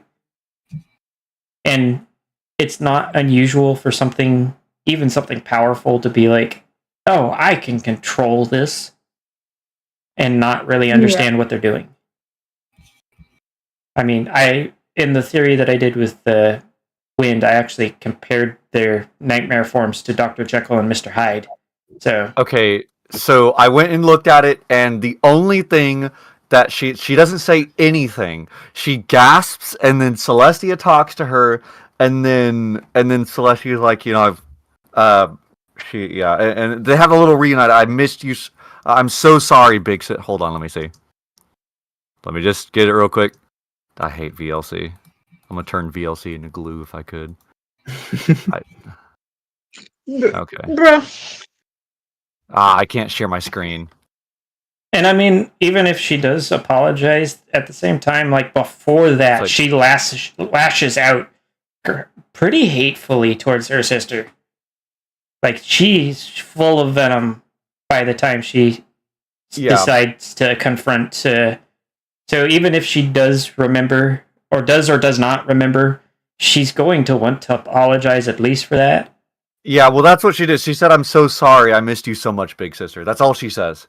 I'm curious. I want to. I would say that doesn't prove either side, honestly. I want to know. Like, if she didn't know what happened, she wouldn't be apologizing. Well, at least like. No. I can tell you this much, as someone who apologizes for no reason, even if you don't know what's happening, there are certain reflexes that would kick in, especially after a stressful situation, and you have a very foggy mind. You could still end up apologizing, even if you don't know nothing going on around you. Well, especially after being okay, but the way being thrown out of a shock. here's the look. I'm gonna This post a screenshot. I'm gonna post a screenshot in the chat that like Luna is literally cowering away from Celestia. I also want to point out the last thing. If we go with the idea that she doesn't remember, the last thing she does remember is being like, "I'ma fuck you up." So maybe, yeah. Not only that, she's suddenly in a new place or a very unfamiliar place with no context is what happens. People just freak up and pull themselves in. I'm a correct you on that one, Cameo. It is a very familiar place that is absolutely destroyed. Yeah, she's in the castle with the two sisters, surrounded by broken armor. But like, I yes, that's a nice theory. No context, you can't necessarily piece everything together, especially when things have changed so much. While it's a nice very theory, sudden change in things. Yeah, but while it's a nice theory, if you just like, because the animators, they did pay attention to this. They weren't stupid. Like they really did pay attention to the facial expressions and just how much they were expressing through all of this. They did not portray her as being super confused. They portrayed her as being sorrowful and scared of Celestia's reaction, and then happy to be reunited with Celestia. There was no confusion. Not everyone expresses confusion. Hang on. Let him cook. Luna knows that she's been Nightmare Moon. That doesn't mean that she knows what she did precisely. Like, she knows, I was just this Nightmare Moon thing. That's not good. Like, I don't think it's necessarily like she was conscious during the Nightmare Moon event. That's what I view it as well. If anything, she might have like a vague idea, kind of like she's just like trapped in her own mind and doesn't know everything, like kind of thing. Like, not to mention, there's also the argument that based on what we know, she was Nightmare Moon, blew a hole in the ceiling, and then got banished to the moon for it. Yeah. So there's also that. So she really shouldn't have anything to necessarily be guilty about or afraid about, other than I almost hurt you, but like the implication that she gives, which, if you go by the fiendship is magic, yeah, there's the possibility she was maybe causing nightmares, but like at the same time, there's not really enough time. One of my preferred interpretations of like what actually happened is there was weeks in between, but the show really doesn't give enough actual context to that to make it make sense. Because if you remember when Twilight drank the potion, it was, the moon will rise forever or whatever. She turns into Nightmare Moon, blasts a hole in the ceiling, gets blasted to the moon in return. Like, Yeah, that's what I wanted to think. Do you think for Luna, maybe for Nightmare Moon it felt like 1,000 years, but do you think for Luna specifically it was just like an instant, or do you think she felt like every moment of it? That's what I want to know. Didn't she say, like, I've been waiting for 1,000 years for this? I would say that if we're going off of like my interpretation, that she definitely knew that it was an extreme amount of time, if not already knew that it was 1,000 years. But like, Can I? go ahead. Another thing is that your perception of time, whether or not you are doing something, completely changes. So even if you're conscious of things going on around you, 1,000 years can feel either way longer or way shorter. I would argue, It is worth noting that she did also say, "Did you not see the signs? Did you not like hear the prophecies?" Well, Nightmare Moon said that, not Luna. Well, yeah. Not only that, but there's also magic around that if they even knew, like, understood magic in general, they would know there will be natural signs to show certain magic is wearing off, getting stronger or weaker. There is I would argue things though, around. that one's a little more difficult, that considering it's on the moon, that just makes things a way more difficult to see signs of that. I know there's something stars aligning or whatever, like, but like those do that normally. The stars were specifically going towards the moon when with that one. There was no real implication that actually did anything. It was just like a measuring stick, essentially. All right. I hate to No, interrupt so this. the stars will aid in her escape, but go ahead, sorry. I hate to interrupt this, but we're kind of running a little low on time here. So, do you think we should move on to Fandom Alicorns? No, I make mean- it a part 2. We'll do that next time. I mean, we're not really. I normally cut it at the longest at 3 hours, unless do you have somewhere to be? No, I just didn't know when we were ending this thing. So, We're only halfway done. Right. Well, that's the case. Then carry on. We have somewhere to be. I will have to leave soon. Oh no. Uh-oh. Well, you were a last minute addition, so a good addition, but you were a last minute addition. So I would have been surprised if you could stay the entire time. Yeah. But now that we have Well, been. But wait, I do want to bring up one more thing though about the Luna thing, because it got me thinking about it. If I may, Okay. may I? So like, obviously, it could just be design changes from like a production standpoint. But do you have any like? Does anyone here have any like story ideas or theories or whatever on why Luna, when she was banished, had her normal form that we see her throughout most of the show? And this is the only episode we see her in this baby child teenage form. And then Luna Clift comes around and boom, she's in the regular form again. I do actually. Yes. Cameo, I'll let you go first. So I don't know if we're about to say the same thing or not, though. I don't know if we're going to say the same thing or not, but it's literally just power levels. When she just came back, she was drained of a ton of power immediately. So she just retreated to the weakest state that she has, which is when she doesn't have her flowing hair or anything like that. This is different from later on, where even though she is drained from her power, she isn't. The process of how that was done is completely different. especially with the way Tyrek did it.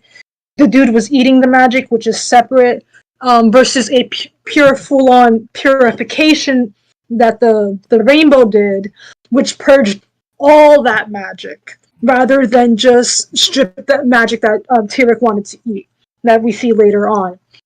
This is essentially what she would look like if she isn't as powerful. And then she just slowly regained her thing back by the time then we see her next. That's it. So mine is actually similar but a little different. If you remember, I mentioned the nightmare parasite, and my belief is that since it feeds off of the host for power, that essentially she had been being drained over the course of 1,000 years, and that weakening is what caused her to look younger and not have the flowy mane. And also, fun aside with that one, the Tantabus is actually what I believe to be remnants of Nightmare Moon, rather than just... funny you bring that up, because I have my theory, which is, I think that... so we see, like, the big thing that's always, like, with this show, in the early seasons for me with Luna, that's always made me confused. Like, how come we see her here, and then we don't see her again, and literally until Luna Eclipse? Like, so many important things happen. Like, she's not at the gala. She's not even there when Discord shows up. Where's Luna, right? Therapy. Yeah, right? So, like, but she shows up specifically on Nightmare Night. And when she shows up, she doesn't just show up. There's a big bolt of lightning in the sky, and she comes down. Like, she looks like she's appearing out of the ethereal insanity, right? So I think, this is a crackpot theory here, but hear me out. I think that she got back, wasn't used to doing all of her, like, dream stuff, because she hasn't done it in a while. I think she got stuck in the dream realm for a moment, right? She got stuck there. Coma. And then, while she was there, she realizes, like, oh man, I did all this bad stuff. Oh me, oh man, oh my. And then she finds and creates the Tantabus there. And her creating the Tantabus is what gives her her form back, essentially. And then she happens to show up on the worst possible day she could, Nightmare Night, the day celebrating her defeat, just making it even worse. Essentially. One last thing I want to say before real quick. Oh, go ahead. Stop doing drugs, and I'm sorry, I gotta go. Oh, okay. All right, see you, Cameo. Later, Cameo. Thank you for showing up. In season 2, episode 4, Luna Eclipsed, right? At exactly 14:35, her old mane shows up, which is a possibility that they actually intended to have her mane be the old mane until, like, a little bit of a revision afterwards, and then they made it like the new ethereal mane. Ooh, interesting. As a animation thing, that makes sense, but as a theorist, that is a very unsatisfying answer. I know. It's interesting. But no, I just like, again, you could tell, I just like this. I like to make insane theories. That's it's actually not that insane of a theory. It's really an interesting theory. I like it. No, because the big thing that, for me, is why wasn't she at the gala, and why wasn't she there when Discord showed up? Those are two big things for me. She should have been there. If you think about it, though, the Dream Realm is supposed to be like this magical place. So if you take that idea and the idea that she needs essentially therapy of the maybe or of the physical kind, because very obviously she was neglected in the mental department.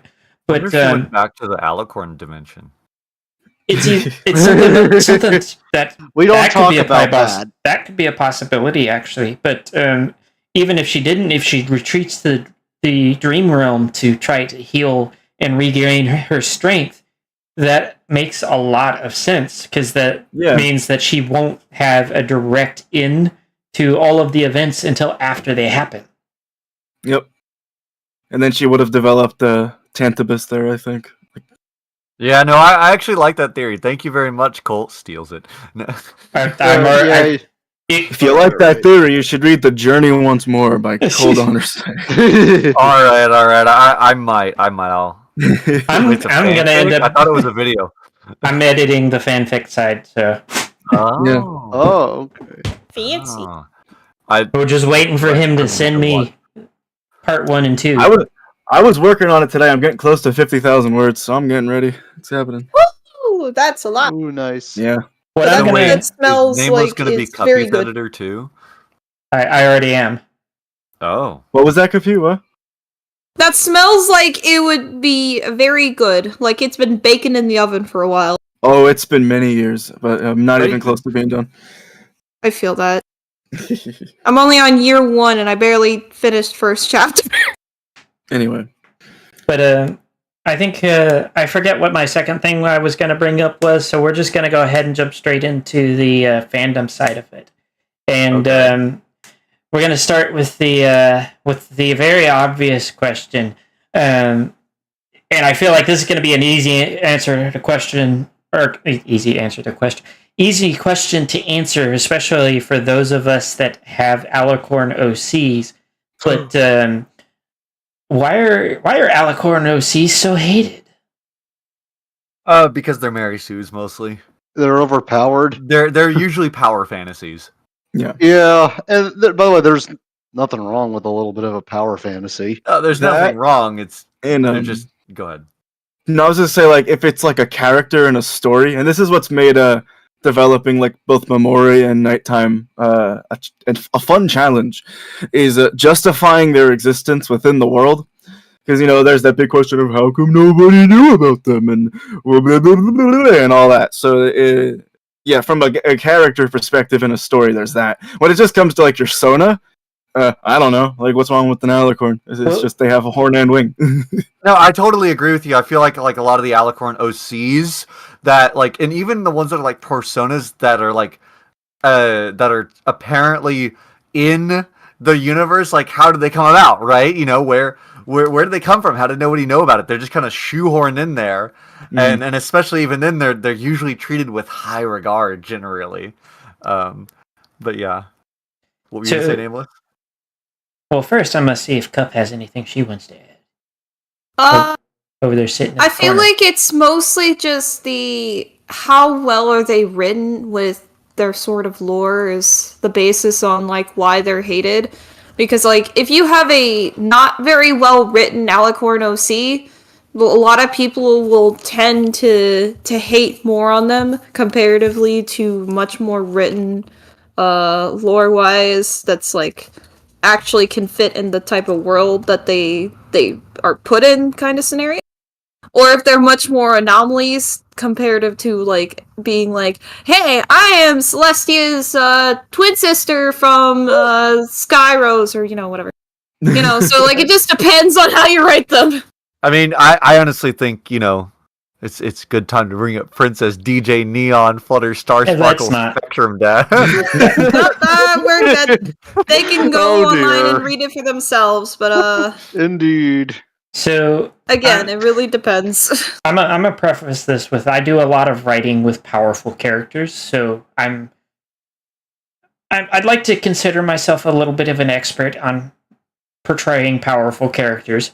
But when it comes to Alicorns, everybody like looks at a handful of things first. When it comes to like people looking at somebody else's OC, it's one of the first things I ask is, so who they're related to, what are they like Alicorn of, or princess of, or prince of, whatever. And then like, who are they stronger than? Because it's always like with the like Mary Sue self-inserty ones that nobody likes, that's always they're stronger than this character, and the parade goes on. Yeah. I would argue, though, that you don't necessarily have to justify a character's existence within a space. So much as, like, for example, with my character, in my chapter that I've written of my fic, he's coming from somewhere else. he is an anomaly. He is an alien for all intents and purposes to this dimension. And so the story is going to be essentially him making his way uphill both ways, but it's stuff like that where you're playing with the expectation of it, where it's an Alicorn, they're pre-established here, they this, that, and the other. Sometimes it's more interesting to do something where it's like not what everybody expects, but it still turns into a well-written character. As to the overpowered thing, I do want to specify overpowered means that they are too strong for the setting that they are in. Something about them is just brokenly overpowered for that specific place. So, for example, people will call characters like Superman overpowered, but in the context of the DC universe, he's not. Saitama is an example of an overpowered character because he's too strong for where he is, but that's the entire purpose of his character. Mm-hmm. May I ask, though, and this is for the audience too, because this is like a genuine question. For Alicorns that don't specifically have like Pegasi-like wings, what are they considered as? You mean like the ones that have bat wings? Yeah, like bat wings, or like they have like, I know, like I've seen like The mechanical wings? Kieran horns on like certain ones, or like I feel other types all those of mutants, quote unquote and they're in their own Alicorn. kind of- I feel like when they don't have like a extenuating backstory like mine, if they have design choices like that, it doesn't necessarily make them not Alicorns, but it does mean that you should probably like give it a reason why it's that way in canon. Well, the canon of your story. Yeah. Because like the whole thing is that like Alicorns are like each piece of the pony race, like Earth Pony, Pegasi, Unicorn. Well, So when they yeah, have other attributions like bat wings, for example, that makes it. I mean, technically speaking, that questionable is there, you know. that is one of the pony races. They've been shown Yeah. in the show as Yeah. ponies. Yeah. Well, they yes, have. but then that would make us question, like, okay, did they only achieve like bat ponies with their transformation? Because I mean, the I would idea of like argue an that- Alicorn is like they get power from each three race, I'm just gonna be and honest instead of with you. Pegasi, in the sense, it would be bat ponies. I would argue that in that case, it's just a replacement of Pegasi with the Thestrals. Or Actually, with now that I Kieran think horns, about it, it's- that would be an interesting AU. Like instead of Pegasi in the three races, it was bat ponies. I'm just gonna be honest with you. I just always I never even considered them Alicorns. I just always thought of them like this is what you get when a unicorn with dominant unicorn genes and a bat pony, have kids. They have these little unicorn bat ponies. that can just fly and do magic, but they're not I've any more heard powerful that. than anything else. They can just fly. That's also Yeah, a that's how I've always possibility thought of what you could explore with that as well. But like in the case of, say, my character, he was never originally a pony, so the design of the pony form is reflective of what he used to be rather than what he is now. Because technically he is still an Alicorn, but the difference is that he's also an entity from another universe, so he has differing appearances. But another thing that I was going to bring up with powerful characters is that a lot of people get used to seeing the Mary Sue. Everybody loves them. They're important because they are, stuff like that. No justification. Yeah. One of the issues you run into with that is there's no justification for it. So, like, why are you friends with every character that everybody loves from the show? Please explain. Then they I'm the can't seventh answer. element of harmony. One word: power. Indeed. I'm friends with everyone I like. But Intimidation. power does not justify friendship. Which I know. I'm making a dumb joke with that. no, Just but like, I understand. Oh, be friends with everyone. No, Power. No, I understand you're making a joke, but I am making a point from your joke. Which Fair. okay, so like I guess something that I do in my story. I say my story as if I have it written. It's not.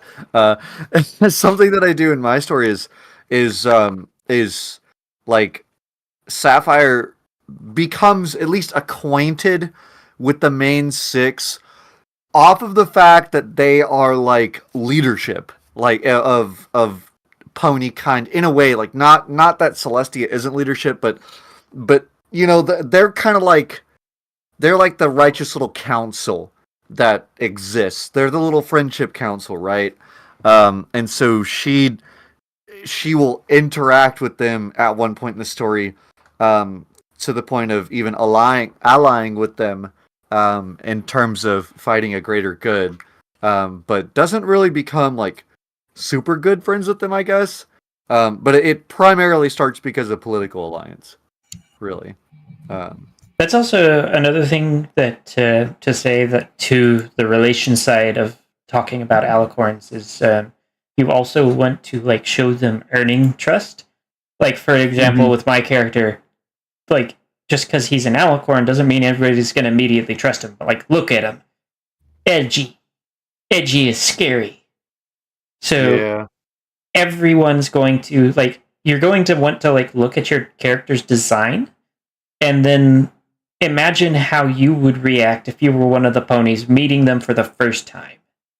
Like, for example, Memoria, the pictures I've seen Memoria, I would imagine a neutral to positive type reaction where they're like either, oh, look, a new princess, or I didn't know there was more alicorns. Whereas my character would elicit fear and lots of it. So I think my character would primarily elicit like confusion and also possibly fear because of like, you know, she looks weird in like her Funky actions. eyes. It's kind Even of scary, but it's You not like might- super scary like you. You've seen my old profile picture, you know, the one with like the weird like galaxy eyes. Like that's the canon eyes. These are just a simplified. The changeling eyes in the proto are just simplified version, right? Well, it's not I would- actually what they look like. I would actually argue that, like, other than the eyes, like, you still look like a normal pony. So you'd get like a point off essentially for like, oh, you got weird eyes, but like you still look like something I understand easily. You're not like actively on fire or have sharp teeth or flaming dragon wings or Unless I want a to. weird tail. Yeah. I But, see like, what you mean. You need to like take that into account because like what's the name of your other alicorn, Cole? Nighttime Spectacular. So Nighttime has one of those like we've had artists on here and Cup is one of them, but colors also express things to people, and Nighttime is black. So Nighttime is going to start off with a lower threshold of like, oh, this is Alicorn we are okay with. And that's something that you, like, you're kind of a pinkish red with blue, so... I guess if I can butt in about my own lore now. Sure. So like the big thing with Nighttime and Memoria is Nighttime is the like Nightmare Moon variant of Memoria. But the big thing that shocks Celestia and Luna knowing about this is the fact that Nighttime Spectacular is like not really a threat. Like she doesn't do anything evil outright. She just kind of makes some dreams, not specifically nightmares, not specifically good dreams. She just kind of creates the energy that allows ponies to dream essentially. So she's not really doing anything evil. They just are kind of like keeping an eye on her because it's like, well, we know what Nightmare Moon was, so we're gonna keep an eye on her, even though you're not really doing anything evil like at all. So you would probably say she's like a chaotic neutral, maybe. From the outside standpoint, yeah. I think internally it's definitely a lot more complicated than that, but I would say the way like Celestia and Luna view nighttime would definitely be like like a chaotic neutral.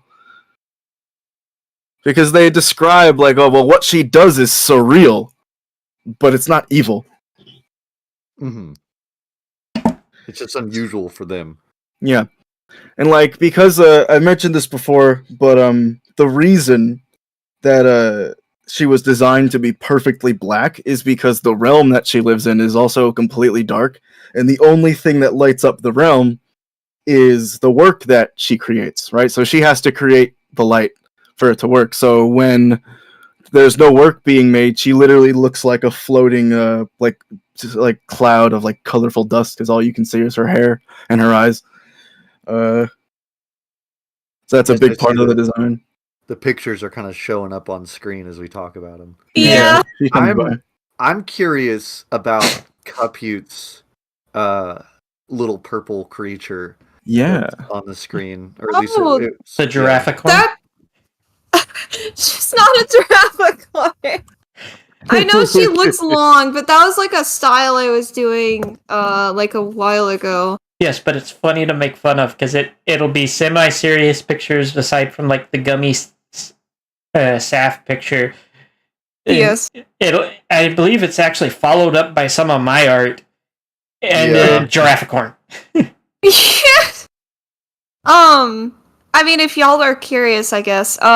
So that's actually an Alicorn variant of a fusion that I did of Rainbow Dash and Twilight. It was not really something that like I went too deep in lore. The main basis was that she was essentially one day because the idea I had in my mind was that like why is Twilight the only leader, right? Because like I feel like Rainbow Dash brought everyone together with the Sonic Rainbow, and Twilight helped led with like some of the confrontations with like Nightmare Moon and such. So my sort of like idea was like, what if they combined forces? And so I know that like fusion isn't a thing that happens in the show, but it was like a theoretical, So I was like, okay, what would happen if they turn into like a fusion? And so that's where Rainbow Sparkle comes in, and she's like one of my favorite designs I made. And her normal form is just a regular unicorn with like, her like Twilight-esque hair that's like shorter. And then her Alicorn form is like, like long, flowy, kind of like Alicorn Twilight hair essentially. And like the cutie mark is just the 6 stars with like rainbow colors and the cloud in the middle. But yeah, that was essentially that.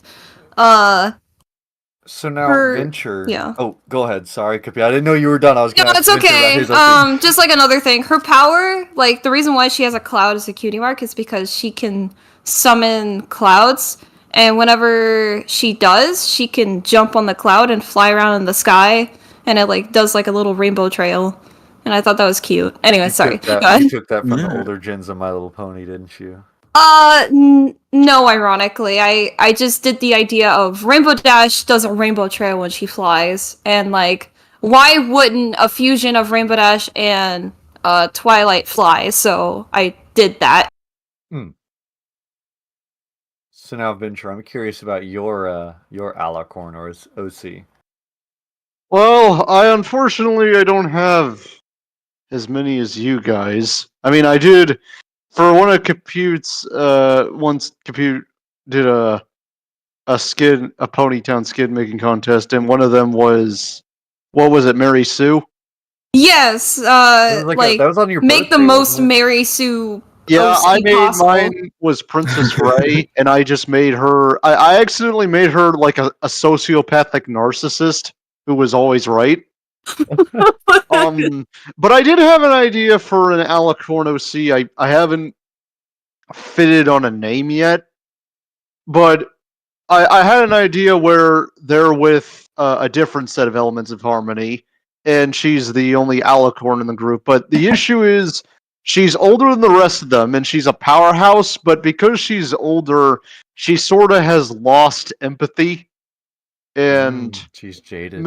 and doesn't really understand. She's not good with talking to other ponies, so she kind of has to rely on her friends to do that. Now she would get better over time, but my idea was, yeah, she's a powerhouse, but she's held back because she's such a powerhouse and been on for so long. She's forgotten how to be just a regular pony. That actually leads me into another thing that I was going to mention about alicorns. Is they're supposed to be immortal creatures that live at, if they aren't immortal. The general assumption is that Luna and Celestia are between 3,000 to 5,000 years old. 3,000 to 5,000 years old. And that's going to give a very stilted perception of the world compared to every other creature around them. So exploring that perception, how they view things, I'm going to use my character as an example because that's the one I write with the most. He, as a character, tends to do things that others will see as evil, but for him, it's just a securing his position somewhere. Like, he may lash out quite violently at something, but it's because he sees a future threat if he doesn't get rid of it sooner rather than later. He may distance himself from others because, as far as he's concerned, it's a blink and you'll miss it moment that they exist in, whereas he exists extremely past that. It's actually a funny thing that you can compare it to is if you've seen the show Invincible, Omni-Man in one of the moments where he finally reveals his true colors, says to his son about his wife that he views her as more of a pet. And that's, yeah, it's played up to be like, oh, it's so horrible that he said that. He has no empathy. But to him, it's like buying a hamster is to us. It's a thing that will be there, and it's nice to have around, but it doesn't live as long as he does. So it's not really like, why invest the amount that most people, like humans, would invest if it's just going to be gone in the next, for him, 5 minutes. Yeah. And I will say this because I remember you're talking about that before, and it made me think about Sapphire because Sapphire's lore is that, like, just to TLDR it, in my origin story, like Celestia, Luna, Sapphire, and Discord all kind of came around like literally around the same time, and we're like kind of formed out of magical goop or whatever. Anywho, and Sapphire was like the runt of the group, but anywho, it's for her, like I've kind of made it, she experiences life at the pace of a normal pony. Like, and the longer she goes, like, yeah, she can technically access all those memories, but they kind of become stored way back in the back, and she doesn't really think about those all that much, right? So she just kind of generally lives her life not exactly in the moment, but not, always taking a step back and looking at it a million years at a time, And so she kind of, I guess, maintains her empathy and sanity, but also the rest of her species do the same thing. Like, the rest of her species is kind of immortal to a degree. So it's not like she's completely alone. But for her, it's not like a blink and they're gone because she just, like, she has decided and kind of also engineered her brain to not act that way and not perceive time that way, if that makes sense. At the same time, though, I feel like that could cause issues in the opposite direction with races that live as long as she does, where it's like she's living in a moment-to-moment type of way that they don't understand. No, I mean, it's like I said, it's not moment to moment. She kind of chooses to not dwell on the past so much, if that makes sense. and especially become regretful. Because imagine being like a 1,000,000-year-old being. If you sit there and look at just the past and everything that you've lost, because that's the easier thing for us is to think of everything that we've lost. That's horrible existence. Who wants to live like that? So her solution to that, she just doesn't think about it all that much. So See, With go ahead. You first. no, I was gonna say like with Memoria, it's almost the opposite because she doesn't have a functioning memory. So she The name is quite ironic then. well, yeah. Well, no, because her ability is that she can see everyone else's memories in Equestria. That's why Celestia feels the need to keep her a secret because it's too much, and if that got into the wrong hands, the wrong hooves, it would cause issues. There's more to it than that, but I'm not going to get to the the deep-seated spoilery lore nonsense. But like the thing with Memoria is that she is longing for a memory of her own. That's her big thing. Like she wants to make her own memories because she's only lived through the lives of others, and that's all she knows is what other people know. So she feels that she's never gained a piece of knowledge for herself, I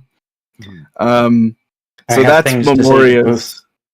that's Memoria's like big like driving force for the story essentially.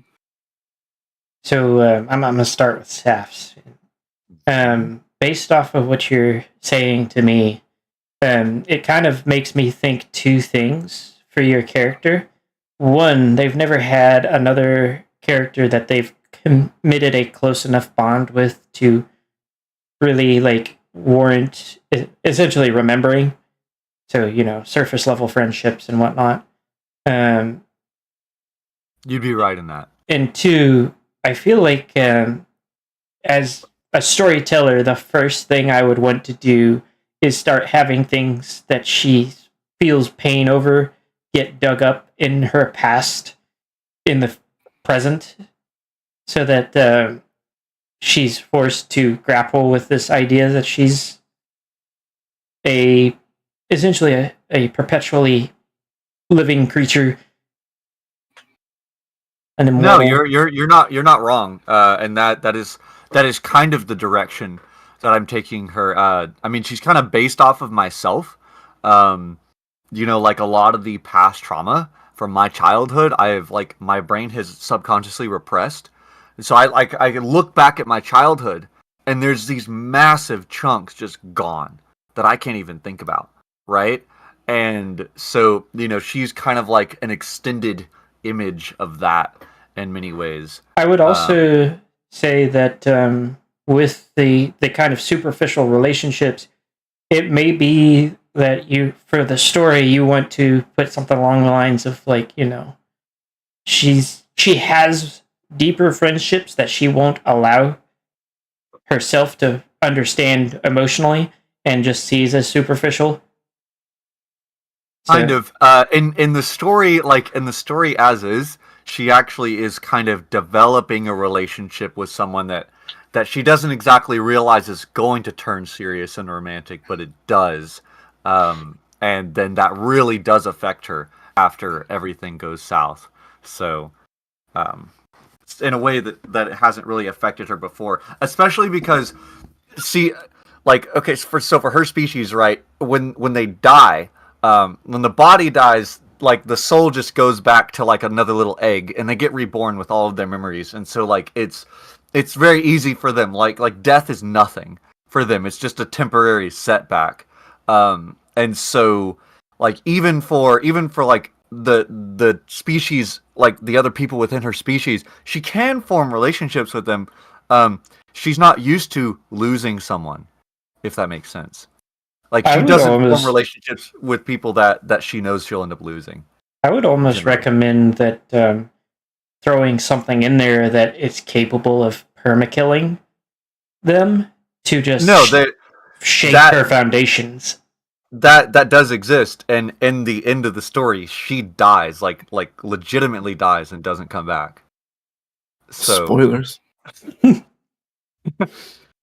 But Well, it's not like I've written it, and I'm probably not going to write it for a long time. Nah. So Fair enough. I'm a stop literary analyzing Yeah. you, Let's go and to I'm Cole. a bully Cole now. Go for it, please. So, based off of what you were describing to me, the character that you're describing should very much be a blank slate, essentially. Kinda. The thing with Memoria, she has like subconscious I guess like instincts that she just knows. Like she knows how to collect the memories and stuff, but she doesn't really know why because it's all just this premonition that's not necessarily a memory and more just an ingrained thing. Kind of like how breathing is for people, essentially. I don't know if I'm gonna hit something a little too spoilery or not, but I'm gonna say this anyways. Okay. It almost sounds like you're describing a created creature rather than a creature that was born. It was created with a purpose, and it's starting to essentially gain sentience of its own. It's an interesting theory. I will not confirm nor deny. But I will say you're not 100% there, but you're not 0% there. I'll leave it that way. I feel like if I pick yours apart too much, we may get too far into spoiler territory for your story. Yeah. No, like, what I'll say for Memoria is, she is an Alicorn living in a different realm that is not Equestria. And it is. I want to highlight this comment real quick for you, Cole. Somebody just said, Memoria collecting memories. I just think they're neat. Essentially, yeah. Yeah, it's funny because you're not that far off, but especially in like the early part of the story, because again, she's doing it. She doesn't really know why. She's just like, I'm doing it. It also kind of makes me think of like the Little Mermaid. Oh, I have a fork, but doesn't know what the fork is or what it does or what it's even actually called. But like, so, hang on, what was I going with? Right. So like, this isn't like a big spoiler. I've said this multiple times, but so like the realm that Memoria lives in is the realm that Twilight was brought to when she became an Alicorn, where all the memories were floating around. Right. That's essentially the what? It's called Calum. Caelum. Calum? Yes. Who said it was called Calum? That's in the script. It's in the like the unworked version of the script. They took out Celestia saying this is Calum, but that was that's good because it's not called that in my story. But anyway, It's fine. It doesn't have to be. it's just it's the realm of equestrian memories. It's good because if you look at it's REM for like REM sleep. Yeah, so that's where Memoria is, because like I always had that like question of like, why does Celestia have access to all these memories? Why is Celestia making a PMV right now? Like, and that was like the springboard for the story essentially, and it's just been developing forever now. But so that's where Memoria is from. But the big thing is her transformations into nighttime. Unlike Nightmare Moon, it's always mutual. It's never it's again from the observations. It's always like a mutual thing. Like she just is like, all right, nighttime, your turn, and then nighttime takes over for the night, does her dream stuff, and then nighttime's like, all right, back to Memoria, and then Memoria wakes up the next day with just no memory and has to figure out anything because she doesn't have a memory. But nighttime does have a memory. Nighttime can remember. That's something. That is something of note. Nighttime has a very functional memory, unlike Memoria. And there is like that big debate because we were talking about it before with like nighttime with Nightmare Moon and Luna about are they one body, or are they two bodies, are they two separate minds? And that's a big debate in the story, like within both Memoria and Nighttime, where they're both saying like, are we the same or are we separate? And then there's a whole lot of that in the story, but yeah, the big thing with Memoria, she can't remember good. I will say that we're going to continue this a little further. Powerful characters are also ones that are done very poorly quite often. They are. there's two primary things to writing an Alicorn or any powerful character that I would tell someone is one, you need drawbacks to their abilities. Like, they can't be able to do absolutely everything. The example of Superman, again, and with Superman, he can't do magic. He's weak to magic. Yeah. So, have something that they're not able to do either without assistance from an outside source or at all. And there's also the fact that with powerful characters, power doesn't necessarily earn you things automatically. Now, if it's someone who flexes that power frequently, you may get some like fear-based respect just purely off of that. Because oh, go ahead. Well, I was just going to say, if you go around nuking cities because people pissed you off, they're all going to fear you and show you a fear-based Indeed. respect. Yeah.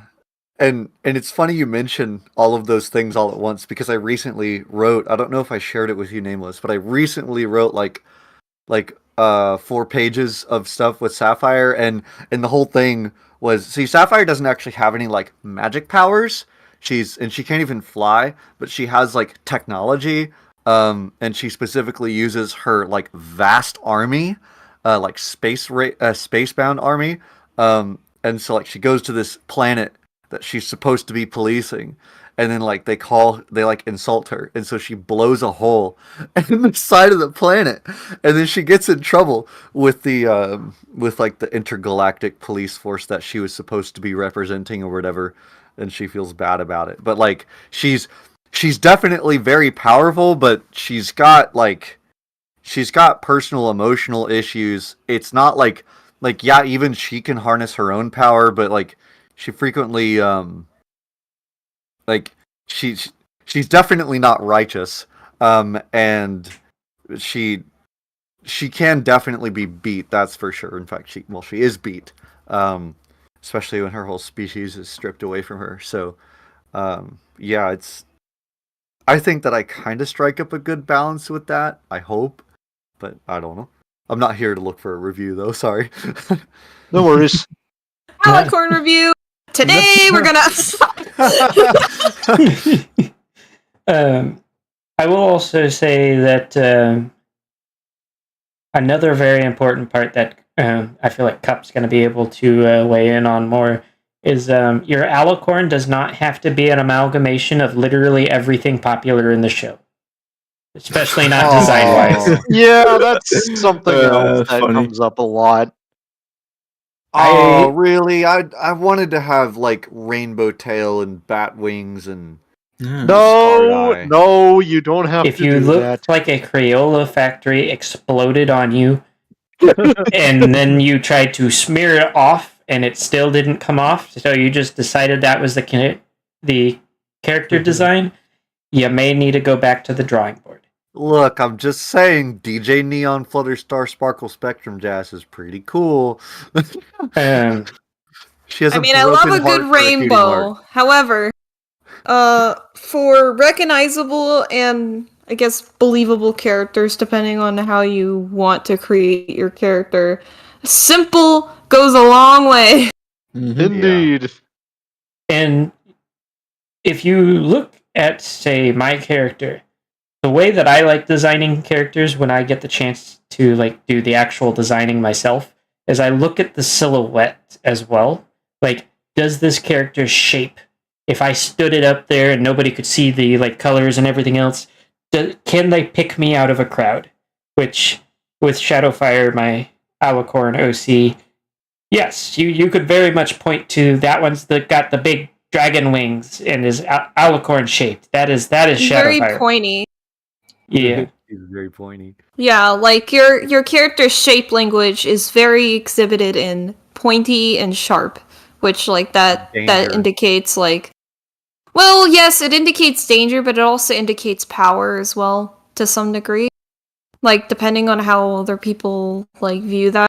It also indicates like a measure of standing out against the normal pony crowd, which is usually smooth and round.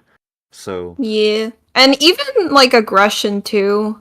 If that is what you're going for with it. but yeah. And Can I just ask real quick, who's the I see like the role here, who's the white alicorn with like the bleeding eyes and the what's it called? The blindfold with the eye on it. funny you should ask that. That is actually one of my Alicorns. His name is Sol Tenebris. He is a Stinky. yes, he is evil, but Yeah.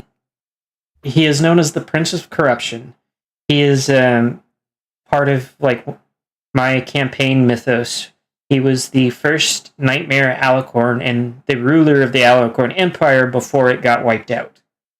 And this is predating Grogar kind of ancient history here. And Gogurt?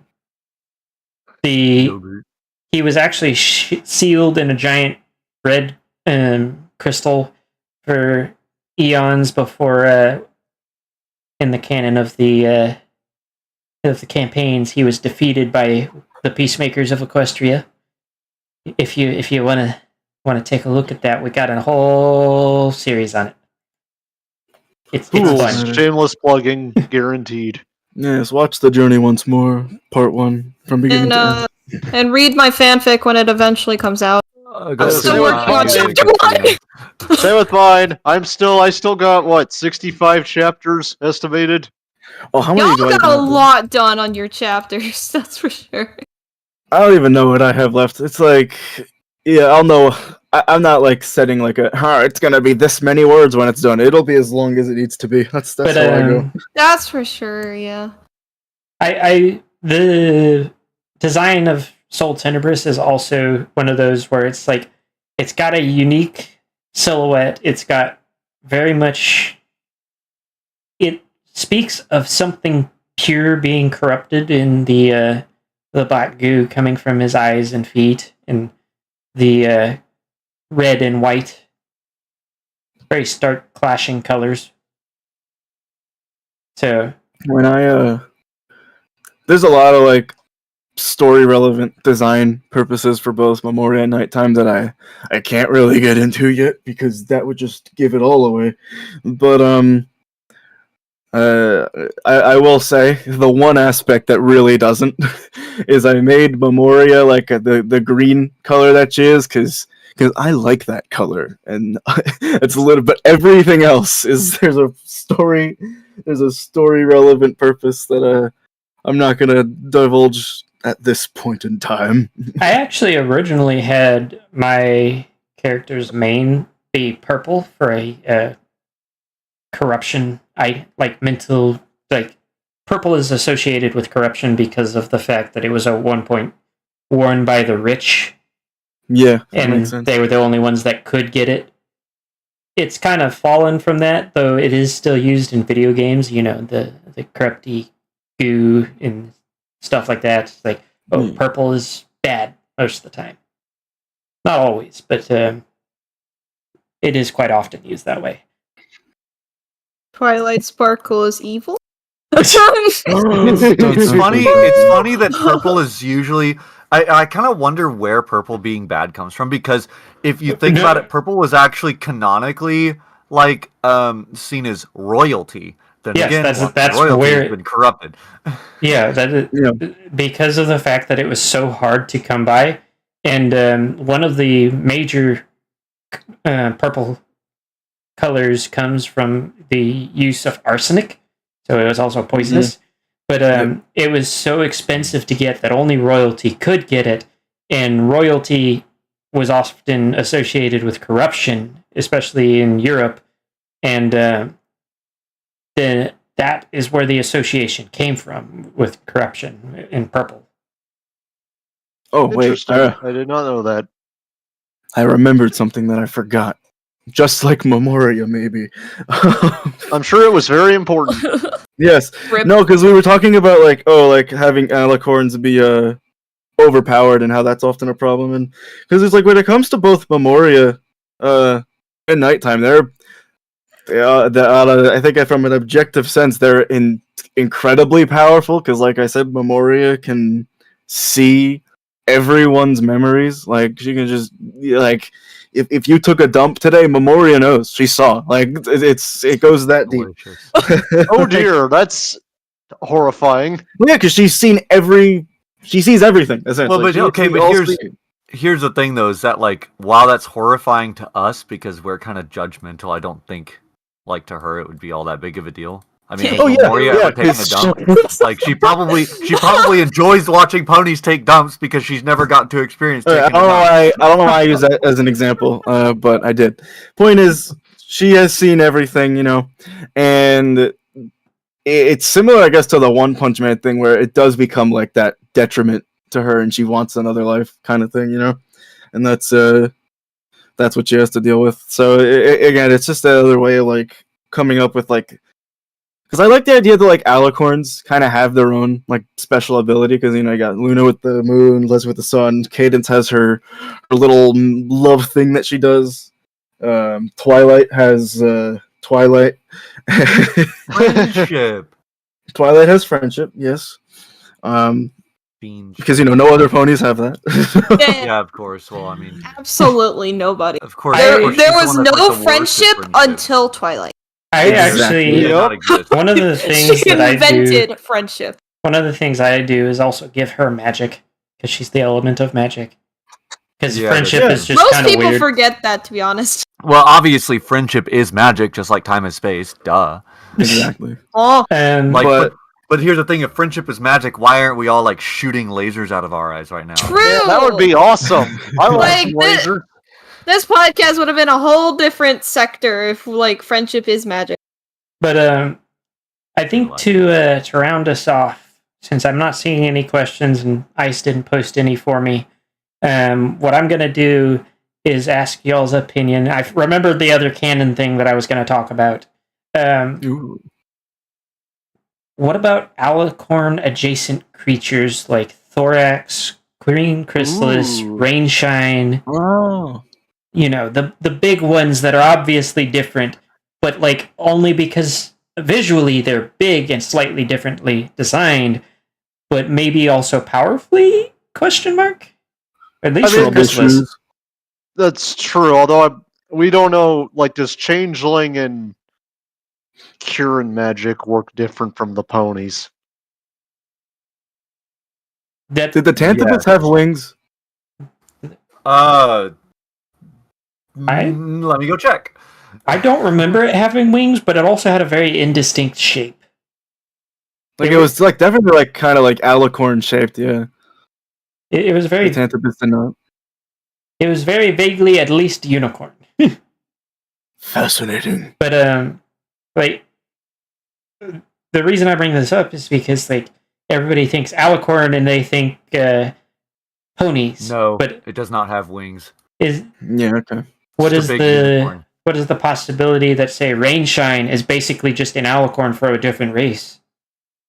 Because Yeah, although Rainshine also doesn't have wings. Wait, who's Rainshine? I feel like I've definitely seen like fan art. of Leader of the Rainshine is the Kieran. leader of the Karen. Yeah, you the just tall seriously one. angered Tanker right now, Saf. I'm just saying. it. I don't know their names. It's literally one episode. Rainshine is tall Kieran. Okay. Yes. Yeah. But there's also Celestia. Kieran. Chrysalis and Thorax. And there was one more. There was one more bug that was big. I think it was slightly smaller, but still big. Oh, is Pharynx? it Thorax's brother? Yeah, Fairy. Yeah. Yeah. So, like, what is the group's thoughts on that one?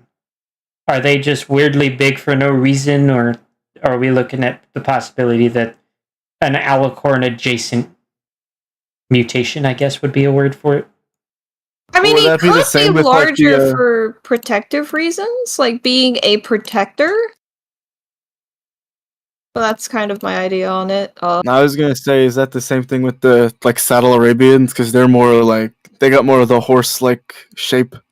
I wish we got more of them in the show. They didn't get much They were screen my- time.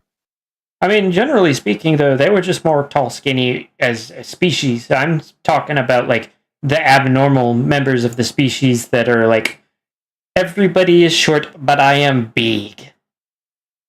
Big. And thus I am in charge. So wait, what would it mean if like one of the creatures were like tinier? Well, would they be anti-deity? I mean, that's they actually like a good baby. question. if you You're notice, a baby. if you notice, the part of the reason I brought this up as a thought like that, the Griffins leaders are not that much bigger than the rest of the Griffins, but they're also a less magical race. Same with like the yaks. True. Same with the yaks. Same with the centaur and gargoyles. Actually, you see them in the Fiendship is Magic comic, and they are about the same size as the rest of their race, and they're very much noted for not having magical abilities. In fact, what brings Tyr to his ability to steal magic is because his mentor is doing exactly that. What about Queen Novo? I don't remember. She's kind of bigger than the rest of them, right? Yeah, she Yeah. is. She's not. She is bigger, but I don't remember how much bigger. It's not by a lot, but I think she definitely is on the larger scale. Maybe it's also a measure of how much more powerful magically they are speaking. Eventually. Yeah. Well, because the movie just brought in so much. Because then there's the bird people, and then there's the Abyssinians, however you pronounce that. Cat people, yeah. There's the cat people, whatever the hell Grubber is. Yo, where's Princess Big Grubber person? That's what I want to know. Yeah. If there is a single character that I have never seen a piece of merch for at a convention, it's Grubber. I've seen like every other character in existence in G4. I've never seen a Grubber item. So he seems to be the same race as the ones with the masks, and you see some of those, but you don't actually see Grubber. Yeah, but the Runt is like the Storm King's son. There you go. That's my new canon. Funny enough, was the Storm King like the king of the Yetis or something? Yeah, that's true. What race is the Storm King? We just see the Storm King guy. Where's the rest of his people, huh? I don't know if they ever tell us what they are. Yeah, he's just kind of a assumed Yeti. that he was a Yeti. Because we saw a Yeti. We've seen the Yeti in that one episode with Pinky. Like, she comes across an actual Yeti. Oh, remember, in the mountains? Loyalty actually brought up a really good point. Dragons have like a gargantuan size difference for their leader. That is true. Then Ember becomes leader, although Ember is rather young. Well, yeah, she's basically a child by their standards. Well, yeah, and it could have literally been the thing of like that dude was like the strongest and toughest and biggest dragon, and so he just automatically got leader because he was able to punch everybody else into submission. Well, if you remember, he's shown in the fighting the what was his name? It's Flash something or other. Yeah, one of the pillars. With another a dragon of a similar size. Loyalty brings up another good one, the Sphinx. Oh yeah, that is another one. I feel like this. I just realized we did forget one character from G5 that can use magic, but I feel like we shouldn't talk about them. I feel like G5? I feel like with the Sphinx, that's the same case as the Wendigos and the Allura. Oh, yeah, I forgot cat. Bird thing. The hot topic cat. I don't even know Hot what topic, species they're supposed to be. the Catacorn. Catacorn! With her bunny nerd, whatever. I don't really remember if she had a horn or if she had just wings. She had fancy hair, and she was a cat, but she could fly. I don't know why she had hair. What? Is this a G5 thing we're talking about? G5. Yeah. Oh, okay. Yeah, That's why I have no clue yeah, what you're talking about. Yeah. Literally the last episode of the Make Your Mark, which was the 3D show. Makes She's sense in why Tell they Your ended Tale. it there. Yeah, She's in season 2 of Tell Your Tale. I like that she was so memorable, we literally forgot about her until I brought her up. Yeah. I didn't even know she existed. You're not missing anything. Well, I have seen the really ugly pictures of her, but that's beside the point. But yeah, Doesn't she have What a are we cutie missing? mark too?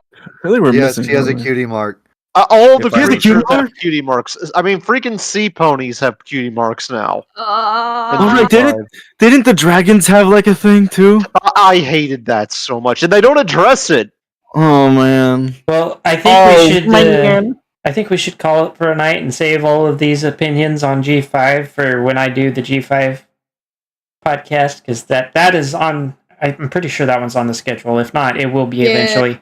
Oh, Oh, I man, wanna that's be on We that gotta one. get If I'm Doc on that one too. I though. got some. I want to be opinions for on that one one. because, like, oh my gosh, the music. Oh, I hate the music. There's a couple of people that I want on it just to listen to the conflicting opinions. But Yeah. if you I could would be like your to neutral person. if you would like to see that, and as well as all of the other streams and podcasts that I do, don't forget to like, comment, subscribe, ring the notification bell, follow on Twitch, all that good stuff. Ooh, excuse me. Also, check out the links in the description. I did not put any links for these guys this time in the description, but all of them have shown up on my podcasts previously. So go watch the other podcasts. You'll find the links there. Go do it. Be sure to check out everybody else's projects as well. Journey Once More. Yeah, baby. The book and the PMV, do it. That's not out yet. I have to look at that still. Oh, yeah, the book's not out yet, but like in the future it will be. So I'm future proofing this. When someone, when someone is listening to this in like 2027 and they're like, "Oh, I guess I'll go read that now." But Yeah, go play Dimensional Shift. No, I'm just kidding. That has Alicorns in it. There you go. Hey, yo. if you want to show further support to the channel, don't forget to check out the link for the Discord. That's free to enter, and you can chat with a lot of the people that have been on the podcast, as well as myself and my players. Also, don't forget to check out the link for the Patreon. If you want to be able to pop in on the stage, we sometimes stick around for a little while after this, and you'll be able to listen to us chat afterwards. And occasionally, I will randomly allow Patreons onto the stage to chat with us for the podcast. So that's apparently a thing that I didn't know I was adding to the list. A big thank you. A big thank you to my priest tier patrons: Cameo Shadowness, Ice Crystal, Scarmex, and Trailblazer. Other than that, we will see you guys tomorrow afternoon. We will be doing the Lost Memories Second Chances campaign, and then Sunday for Heart of Darkness. Everybody have a great... Go ahead. I was there. One last thing I want to say is you should all go commission Compute because she does wonderful work. Absolutely. Yes, just flood her DMs. Yeah, she will melt. DM her on Twitter too. At the real Compute. Yeah. DM her on She made Venmo. a lot of the images you're seeing on the slideshow. Yes, the Memoria Nighttime, she did those. But other than that, everybody have a great evening, and don't forget to drink water. Water. Goodbye. Goodbye.